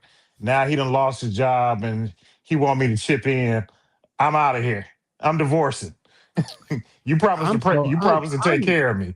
I'm I'm out. terrified. I'm terrified of that type of shit, dog. And the reason I'm terrified of that type of shit is because you're black. The history of this life, the history of us in this country has not been one of financial independence. It's just not. Through the history of this country, history of the world, most people in the world is poor. Like, so the idea that, God damn, if you go through some hard times, you gotta be by yourself. That is unnatural. It is like if you look at how many people was on this side of the game and this side of the game, that's an anomaly that you with the rich nigga. When I always think about that shit, because more often than not, I know a lot of women who want the soft life. They don't want to work. They don't want to pay major bills. Well, my granddad was like your granddad back in the day when your granddad was doing that. Like that nigga had the plant was paying that nigga $8 a week, and it was enough for that nigga to have a family on the other side of town.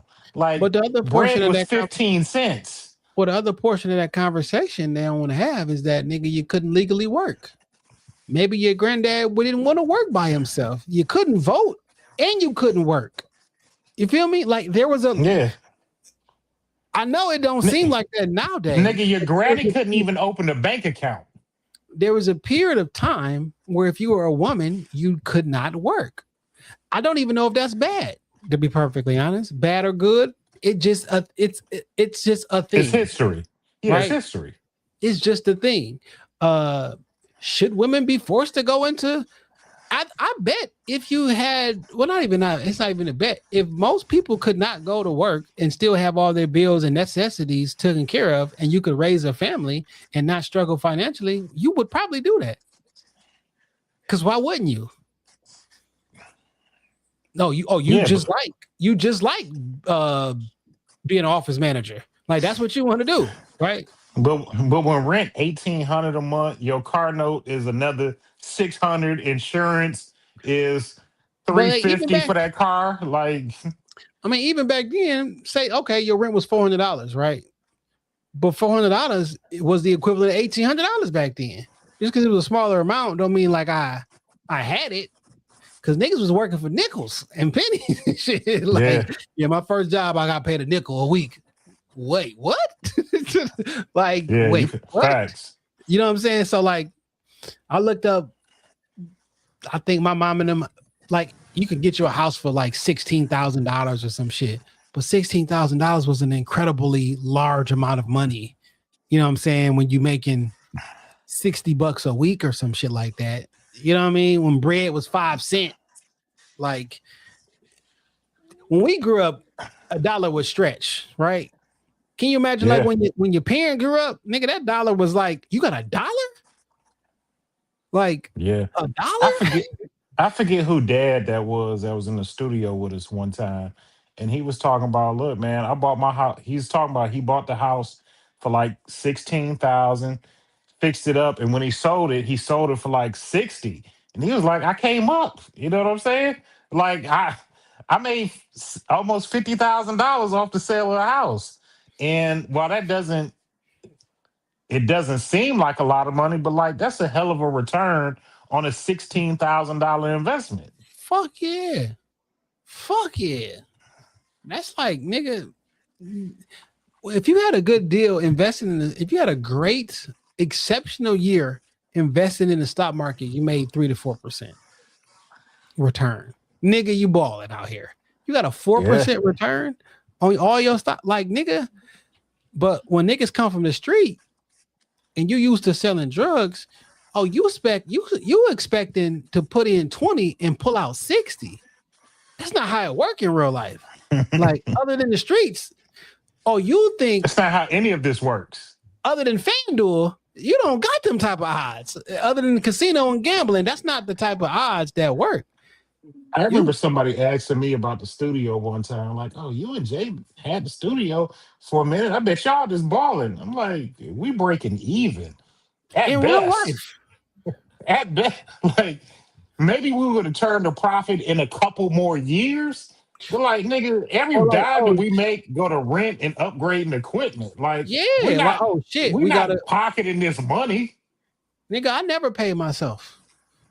You feel me? Worked 7 years there and I ain't never gave myself a fucking salary. Ain't never got nothing. Where it's like, oh shit, well, we need another camera because we got to record all the video because shit went from audio to video. So now everybody want video. Well, shit, we need 2 angles, or I need a light, or we need mics, we need this, we need that. Like, nigga. She was astounded, like, how y'all not making no money? Y'all always booked. Because we putting every dime back into this shit. Like, and we booked after I got off work.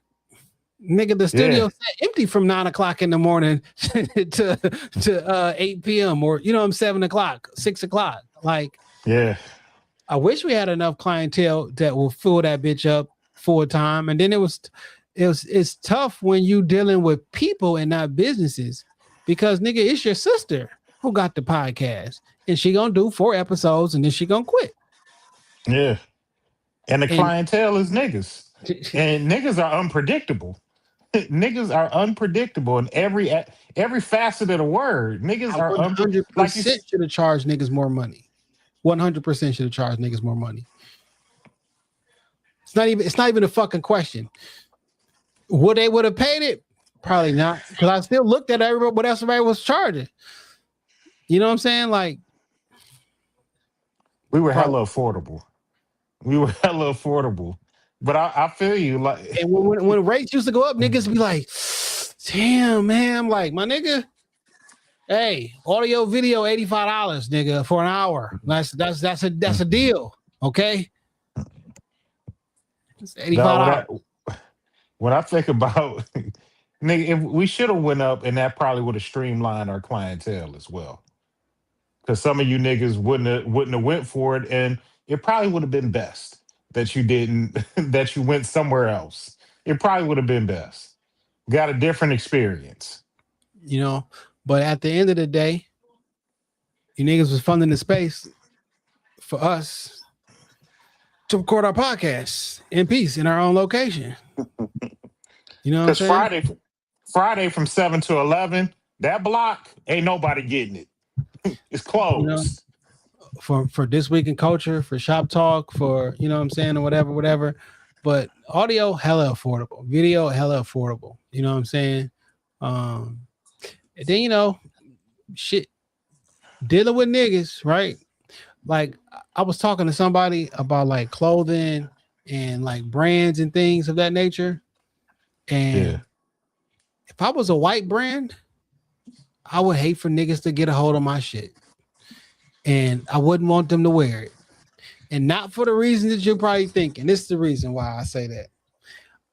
I know how niggas is gonna run this shit for the 2 years tops, and then I'm out. They gonna think this shit is whack, and I'm not cool no more. Right? If you leave my shit alone, I can still make money. The only thing that niggas started fucking with and ain't never gave up is Ralph Lauren, Polo. That shit been cool since I was in 11th grade. I mean, before then, but like when I was actively thinking about it, 1990, I'm in 11th grade. Or not even that, in 96 in Cass, I'm in 9th grade. I'm noticing, oh, niggas is wearing Polo. It's 30 years later now. You feel me? And niggas are still wearing. Other than that, niggas, I still have some Tommy Hilfiger polos, but niggas don't wear Tommy like niggas wore Tommy in the 90s. Remember, niggas everything goes up and down. Nigga, True Religion was the hottest thing smoking. That's what I was thinking about. I was gonna say like niggas still do wear True Religion, but it'd be like for a while that shit was. They sell this shit in. It was on fire. Now I was in Target and Walmart and shit like that. It's like, yo, get the fuck out. You know what I'm saying? It's like, nigga, I spent ridiculous amounts of money on Evisu jeans. You feel me? This nigga, we was talking about shit the other day when we talking about the liquors and shit. Niggas was drinking Armadale. How the fuck do liquor go out of style, nigga? How do cologne go out of style? Like Cool Water don't still smell good, nigga. It smell like Cool Water. A smell should not be able to go out of. I bought a bottle of Cool Water a few weeks. It was like $20. I was like, well, shit, $20. I can't leave it here. Think about how insane that is, dog. A smell went out of style, nigga. What? That's like saying, nigga, yeah, orange pop, nigga. That's just not cool no more, nigga. What? Liquor shouldn't go out of style. I couldn't imagine a bit like, oh, you smell old. You smell like Polo Sport. Now, if a nigga come in this bitch smelling like Old Spice, that shit always smelled old. You feel me? That shit smelled old in the back long time ago. Smell old now. Cool Water just smells fresh. It smells crisp. But like when it ain't cool no more, because black people make everything cool, right? But when it ain't cool no more, it's not popular no more. We're not gonna buy it. So if I got a brand who's making a lot of money and I'm good, and then niggas start wearing my shit, make it real hot, I'll make a lot of money, and then it's cold. It's curtains for me. Niggas won't even put this shit on no more because they go, this nigga still rocking Jabos. Nigga, Jabos is Jabos. Like, so if I'm a brand, I might not want the hip hop community to wear it because you're gonna turn into a fad, and I can't get no money out here no more. I want to be long term. Niggas will fuck with like Louis V or some shit like that. Like the established brands, they don't really go nowhere, right? But like, I think they're going somewhere right now. I think the younger kids are not on the high fashion because they think that it should just cost too much money. It's too high barrier entry. But yeah, I wouldn't want people to fuck with my shit because you're gonna make it uncool at some point. I thought you was going to race it. I thought you was going to be a bigot on that one, but you made a hard left. Yeah, man. I don't want y'all to fad my shit out. Pause. That sounds wild. I said fad. Okay. I don't want y'all to turn my brand into a fad. You know what I'm saying? So I would rather just make some loan money. You know what I'm saying? Like, remember, I'm sure Eddie Power is still doing great, but Eddie Bauer had a fucking run in our community. Okay, nigga, high school, I was keeping Eddie Bauer in business. You understand? Nigga, to me, the pinnacle of wealth when I was in high school was like if you had an Eddie Bauer Explorer or a Nautica van, you was living. You was living. Dog, think about this. The 90s is you can't match the 90s. Nigga, right? Clothing brands got so popping that them niggas was on cars. Why the fuck did Nautica and Eddie Bauer have a car? Like, because Nautica is not cool right now. It was the coolest shit in the world. A Nautica van, my nigga. A caravan. A minivan, my nigga. Nigga, I used to work specifically just so I can get my check, go to Hudson's and buy a Nautica t-shirt, wash, rinse, and repeat. Every time I got a check, going directly to Hudson's or Lord and Taylor, and I'm getting me a Nautica. I got a Nautica pullover. I never got like the Nautica with the little floaty with the buoy on it. Yeah, because them bitches was like $95, $125, which is it might as well have been $4,000 when a nigga making $475 an hour. You feel me? Like that shit was too expensive. Okay, but I got like regular pullovers. I had a Nautica coat with the buoy, and I remember coming out of my parents' house, and I snagged that bitch, and it ripped straight down on the gate. Nigga, I tried to take the gate out the ground. I was so mad.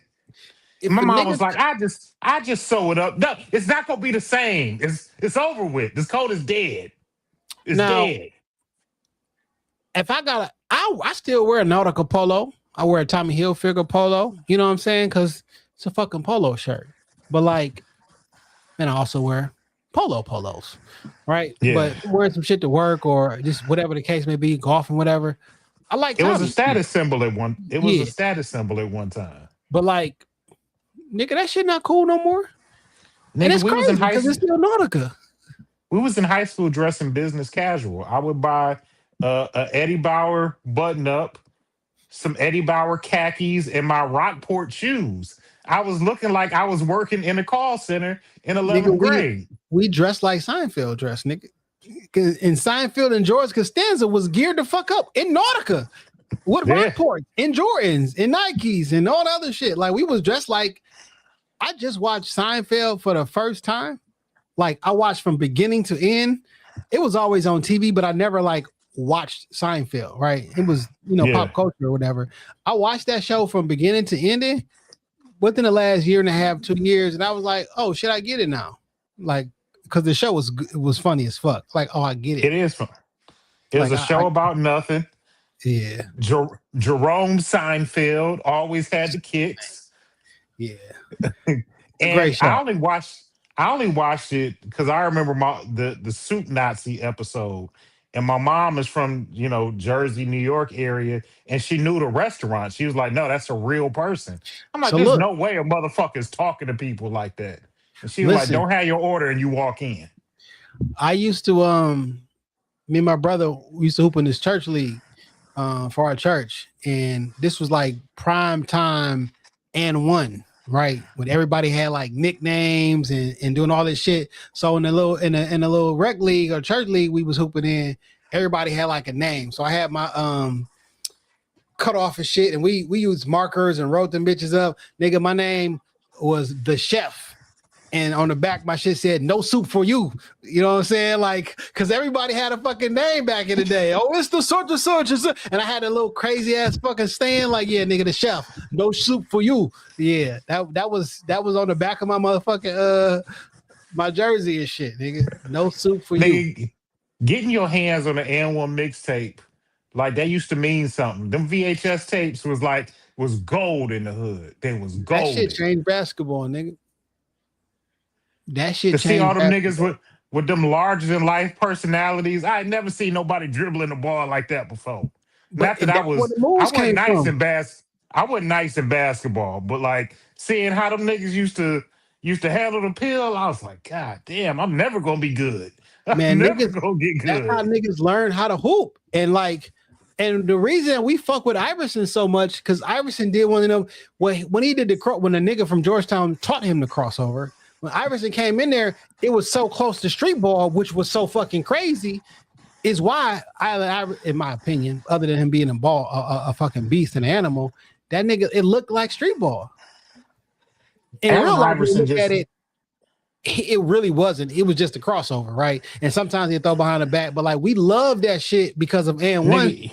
You remember them Iverson commercials where that nigga was breaking down the moves that he was doing, them spin moves? Nigga, I went to school the next day. Niggas was in the hallway trying to do that shit with a basketball. And shout out to Reebok, because Reebok knew that's what niggas did on the N1 mixtapes. Like when them mixtapes came, I 100% seen niggas through school doing those moves in practice, and we used to hoop on the street during that time frame. So everybody was doing the shit. The Sham God, the niggas was Sham God, a nigga. They would do all. I think what they called it now, because Wemby did it last year.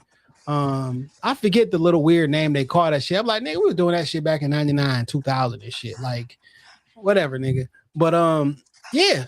So them tapes would come out, and then everybody would go, boom. Oh, Hot Sauce did this. Oh, we doing this. Oh, such and such did nigga, this. I give you one more that fuck shit up for me. When that nigga Ginobili was doing the Euro step, I was like, nigga, that shit is impossible to stop. He take that bitch back and forth. I said, nigga, the NBA ain't gonna be able to do nothing with that shit. I wanted like that's gotta be carrying. That's gotta be carrying. Well, like everybody carried back then. But nigga, I thought the Euro step was going to change the game. Especially when James Harden adopted that shit. I was like, man, niggas ain't gonna be able to stop this shit. I'm trying to find all right, here we go. Because I'll be forgetting, sometimes we got all type of listeners on the pod, some old, some young. I want y'all niggas to know what the fuck was going on during. Hot Sauce was one of the greatest basketball. Yeah. Niggas was practicing this shit. That was the one. That was the one. That throwing that shit off the rim. That was the one. Hot Sauce, nigga, he used to be like the halftime show for the Atlanta Hawks, like not too long ago. Yeah, he's from Atlanta and shit. Yeah, you could battle Hot Sauce at an Atlanta Hawks game or try and win some shit. I'm mute this music for around be a copyright violation or some shit. Man, they cooking niggas, man. Look at he ain't even got the fucking ball in his hand. But like when these shits came out, then this what niggas was practicing all up and down the street. Niggas ain't even need a rim. They just practicing dribbling. Yeah, man. What a time. What a time. Like for real, for real. What a time to be alive. What you think about all the news around the Pistons, man? Pickups we've been doing. I just want to see the end result because Trey Murphy's still out there. And they talking about Trey Murphy maybe coming. I think he would be a perfect complement to Cade Cunningham.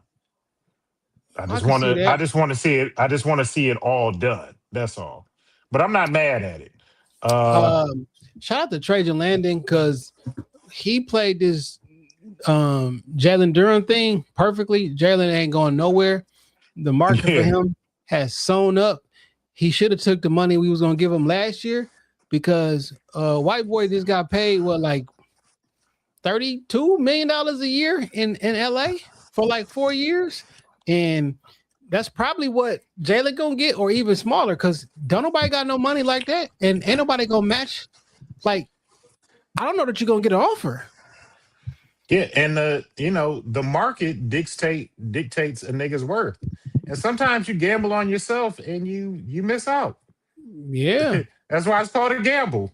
You shoot and you miss, and yeah, I love because that nigga at the beginning of free agency, he was talking about shit 30 million a year, and my nigga, for what you did in the playoffs, you don't deserve but like in 30, real life, $40 million a year. The nigga last year did 19 and 10, right? That's not a super max type of, like, 19 and 10. A 20 and 10 nigga is not a super max contract type of nigga. You feel me? No. Like, and I agree. I like how Trajan played it. He was like, well, I mean, if the money out there, go get it, and we'll see if we'll match it. And nigga went out there and saw the shit wasn't really sweet outside. so like, if you look at first year with the Pistons, he was 9 points, 9 rebounds a game. Second year, 13 and a half, 11 and a half a game. Third year, 11.8 a game, 10 rebounds. Last year, he jumped up to 19.5 a game, 10 and a half rebounds. Like, nigga, you ain't a 20 and 15 nigga, or like 30 and 20, 30 and 15. Just like I mean, you good for a double-double. And I mean, that's good in today's NBA. But there's a lot of niggas that give me 20 and 10. 20 and 8. Remember Kevin Love? Like, look at Kevin Love. Let me see Kevin Love stats. Kevin Love. No, that's not what I wanted. There was years where Kevin Love was balling. Kevin Love was like the greatest player, the greatest white Kevin Love stats. Kevin Love from like 2013, that nigga, his 2013, 26 and 12 and a half, 16, 9 and a half, 16, 19, 17, 17, 17, 12, 13. And then this is when he fell off in like 20-ish. I feel like Kevin Love played longer than, oh yeah, this is 2013 to 2014. What about before that? Because he was like a double-double machine. Like, yeah. Kevin Love, you can argue he's had a Hall of Fame career. You can argue. And them years that he was playing with Bron in Cleveland, that nigga was a difference maker. Yeah. He was a fucking difference maker. Because the 2014 and 2015, well, shit. From 2014 to 2022, he was with Cleveland. And he was putting up, with LeBron and all that, he was putting up 16 and a half and basically double-digit rebounds that whole time. Like, that's basically what you're doing, Jalen. And that's not no super max deal, my nigga. That nigga won like $50-60 million a year at 22. Mama, maybe with the next contract you'll earn it. Maybe. But I love that chess move that Trajan. He was like, "Hey, my nigga, if you can get it, go get it, and we'll match a restricted free agent." Yeah. If you can find the money, go get it. Yeah. And the money wasn't there, my nigga, and the market cleared up real quick. Got to be quicker than that, young nigga. So with him and the other additions that we made this year, I like it. I like it a lot. I like this squad a lot, dog. I like the John Collins pickup. I like the Isaiah Joe pickup. Like, them niggas got scorers now. Shout out to, my nigga Malik Beasley. He fumbled too. Malik, he was betting on them games, my nigga. You was betting. Oh, that's tough. Boy, you was betting on yourself, my nigga, and they caught you. You was betting on yourself, my nigga. You a degenerate gambler, and it's cool. Yeah. Go get some help, my nigga. NBA is done though. Your NBA career is cooked. I just looked at Kevin Love first 1, 2, 3, 4, 5, 6, 7 years in Minnesota. Start off 11 points a game, 14 points, 20, 26, 18, 26, and rebound 11. First year 11 and 9. Second year 14 and 11. Third year 20 and 15. 26 and 13, 18 and 14, 26 and 13, 16 and 10, 16 and 10, 19 and 11, 17 and 9.5, 17 and 11. Like the nigga just was a double machine. And this was now he into Cleveland, like, and he got top contracts, you know what I'm saying? Because it was Kevin Love. Kevin Love took a secondary position, third position in Cleveland. Like, I'm a certified superstar, but I'm gonna take the back road to Kyrie and LeBron, and yeah, any nigga that say that Cleveland didn't have them squads when Kevin Love was there, you a goddamn liar. That nigga still putting up 18 and he a double machine, dog. Yeah. Sorry, Jalen. Better luck next time, young nigga. Yeah. But he's still young. Jalen Duren is still like hella young, nigga. You can make up the money, but you just gotta earn it. You just gotta earn it. That's all. That nigga might have been not out here giving. Huh?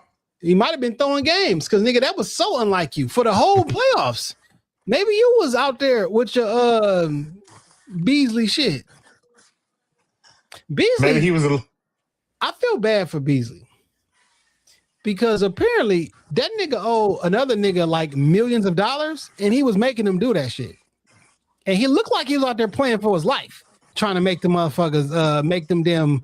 Because the dude that also got indicted that same day, he owed him millions of dollars. So he was like working off a debt, trying to throw them damn games. Well, not throw the games, but like make the fucking the spreads and shit. But like the desperation he was trying to get this last rebound, and when he get it, how he hugged that ball, I'm like, oh, that nigga, they gonna kill you.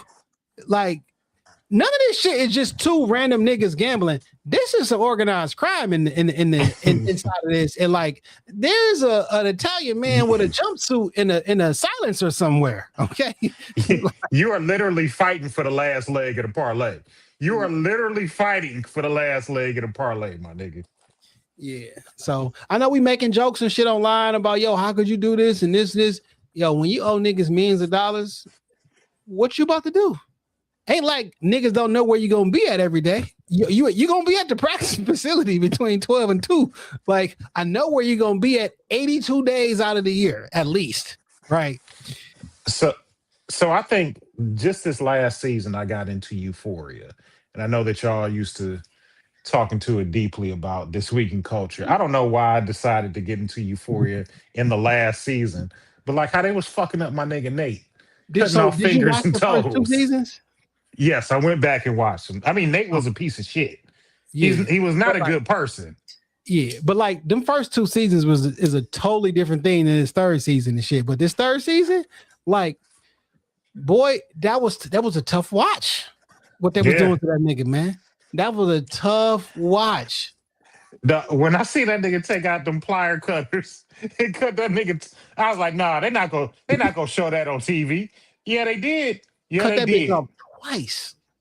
And a finger, nigga.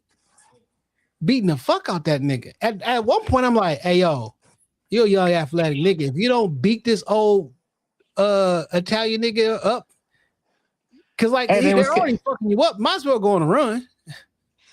They was catching that nigga off guard. They'd come home from work, nigga sitting in the nigga. When he popped up at the wedding, I was like, oh, this seems a little like it's a little tension there. This is not good. Would you would have went home that day and thought everything was all good? No. But again, I'm black. You know, like I'm black. And I know like what niggas will do. I think white people, I don't want to say white people, but I think some people don't understand what people are willing to do for their money. Now, growing up black and seeing a lot of things in my life, I understand a nigga to kill you over money. White folks will too. Shit. Yeah, they will. Motherfuckers will kill you quick. They've been killing us over money. Every time we take a bite out of any food, we dying over money. But like I'm black as hell for real. So I understand that like you owe a nigga money. Like when a nigga when you owe a nigga money and you say, yeah, I'm gonna see your mama, like you should tell your mama to go somewhere. You know what I'm saying? Because it's not safe. This is what I don't understand. This shit only got fucked up because them goddamn flowers grew where that project was gonna be at, right? So they never made the money. He borrowed the money, but the shit got shut down because of them damn flowers. So he had the motherfucking city council begging them niggas to sign the paperwork so they can keep going and shit like that. And they like, no, nigga, drop down these nigga. Why you doing this to me? Blah blah blah. You working with the mob, nigga. Go make them niggas make him sign the paper. Cause that's what's stopping all the money. Just tell.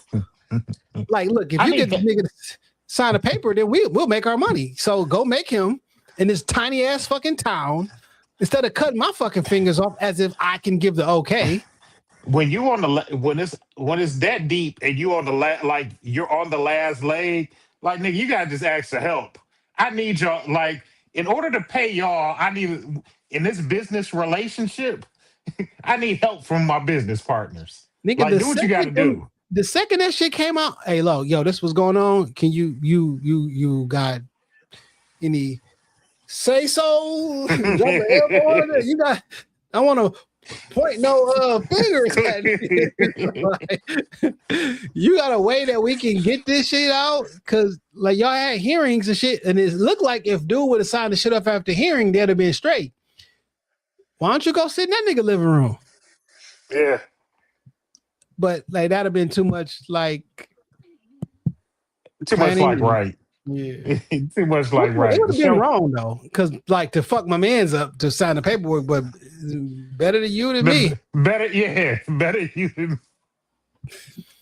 I'll be like, look, if I was you, I'd sign it. Cause fuck them flowers, my nigga. Yeah. For real. Fuck them flowers. We can plant them bitches somewhere else. Yeah. We can.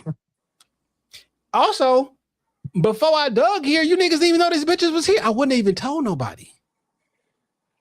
Nah.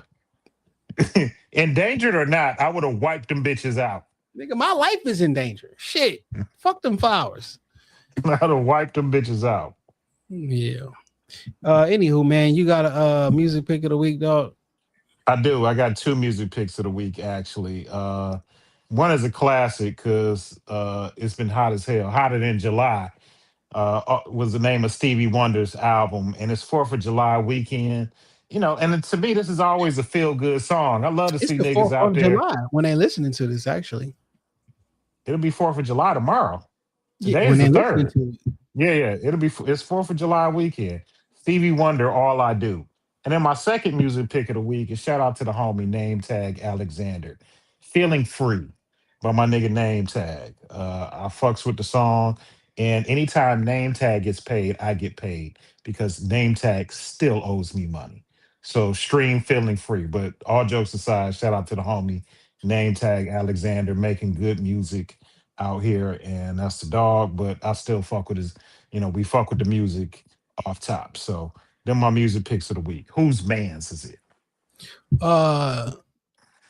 Whose man's is it? Is still Shakur Stevenson. You a ducker. You have officially ducked Devin Haney. All you boxing niggas is pussy.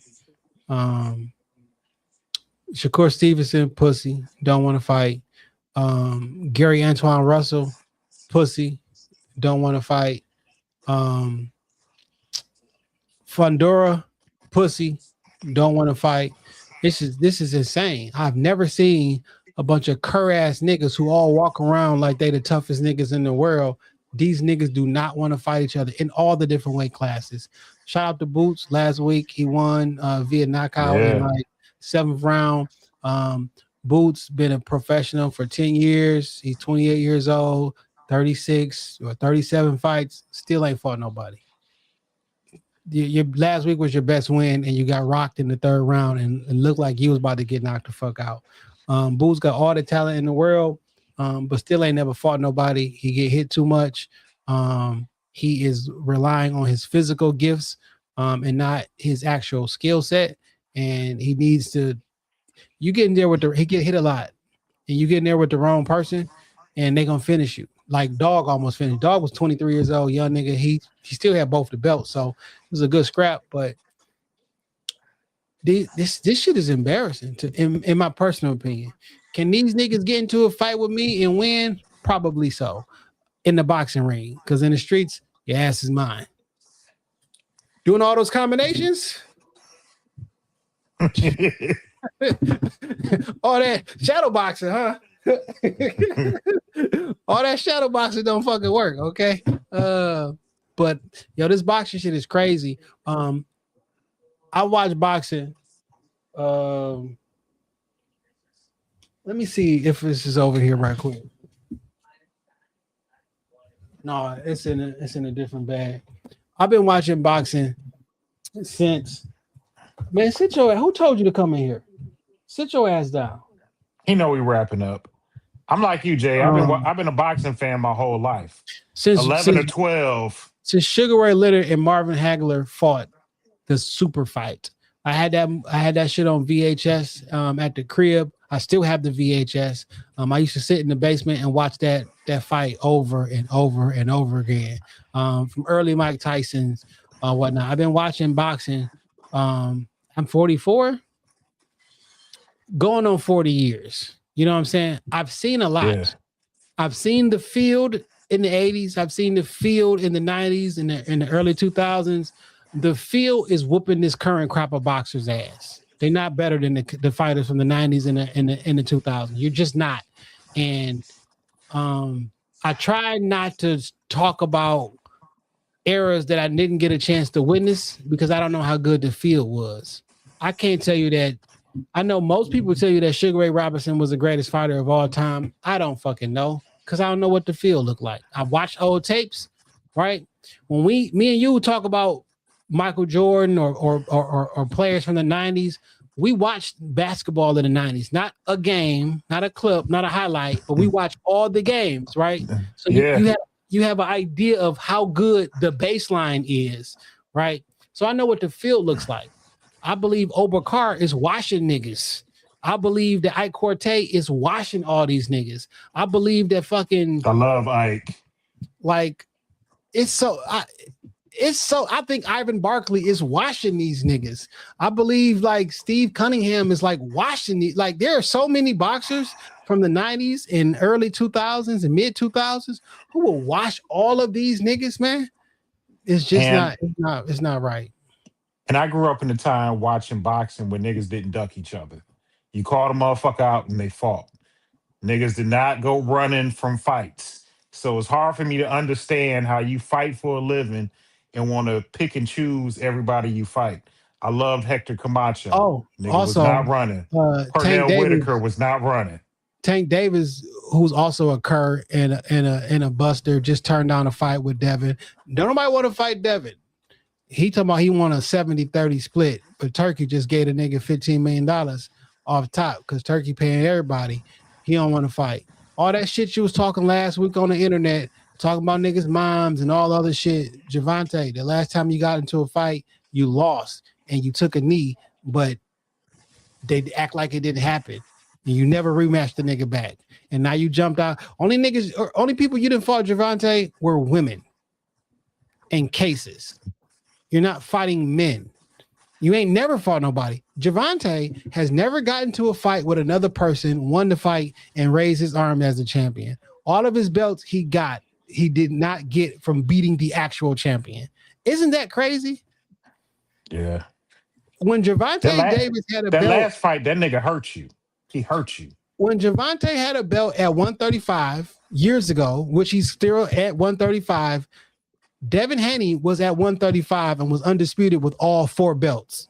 Why was Javante still walking around with a belt? Because the WBC made a belt for him and gave him a belt and called him a super champion.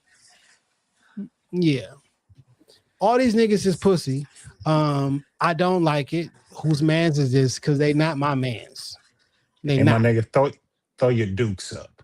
Stop being a bitch. Throw your dukes up. Stop being a bitch and come on. They call him Debo Devin for a reason, because nobody wants to fuck with Dev. Niggas start tucking that chain in when he start talking. Niggas start tucking them belts in. Hey, man. 4th of July weekend is hotter than hell. Stay hydrated. Stay safe. Enjoy your weekend. It is your man, Dame, going wild on everything that matters. At me, talk to me. I talk back. When you see the blue and the black, it's not going to change. You know where you at. Hey, yo, shout out to the homie, Judy, W by Crystal White. She dropped a hell of an announcement about to be a mama. Yeah, about to be a mother. I think she's going to be an incredible mom. About a year ago at Field Day, we had a conversation. And she mentioned to me her desire to be a mother. And it never crossed my mind. I was like, I thought you was building all these brands. I thought this is what you wanted. I mean, really not knowing, because I don't know her personal dealings like that. But she talked about wanting to be a mother, and to see her actually drop the bombshell this week that she's going to be somebody's mama is beautiful. God bless you. I hope you have an easy pregnancy, a good birth, and bring us a healthy boy or girl, a couple months from now. So shout out to Crystal. Bring that baby on the pod. It's a microphone. Shout out to Everyday Luxury. I think she transitioned that into Everyday Luxury. Yes, Everyday Luxury. Yes. Shout out to that. Shout out to y'all, man. Hopefully y'all have a happy 4th. It's okay for you to celebrate the 4th of July. You live in America. Black people are more American than any American ever. We have lived every fucking struggle, every life, every position in life that a person can live in America. Black people have done that. We will claim Juneteenth. We will claim July the 4th. We will claim Memorial Day, and we will claim all of this shit. Don't let them white folks or other black people fool you out of representing the country that you have a claim to, the one that you lived in before those white folks got here. Everybody, we're not gonna get into all that. But don't let them niggas take you up off this shit. You run this motherfucking country just like everybody else do. You got the right to be here. You got a right to celebrate whatever the fuck you want to celebrate, when the fuck you want to celebrate that shit. Whether it's red, white, blue, whether it's black, red, and green, you can do whatever the fuck you want to do. So if a nigga say happy 4th, my nigga. When you see the blue and the black, you know where you at. Shop Talk Podcast. I'm not saying we the Rockefeller podcast, but we are Jay and Dame. Hell yeah. Peace.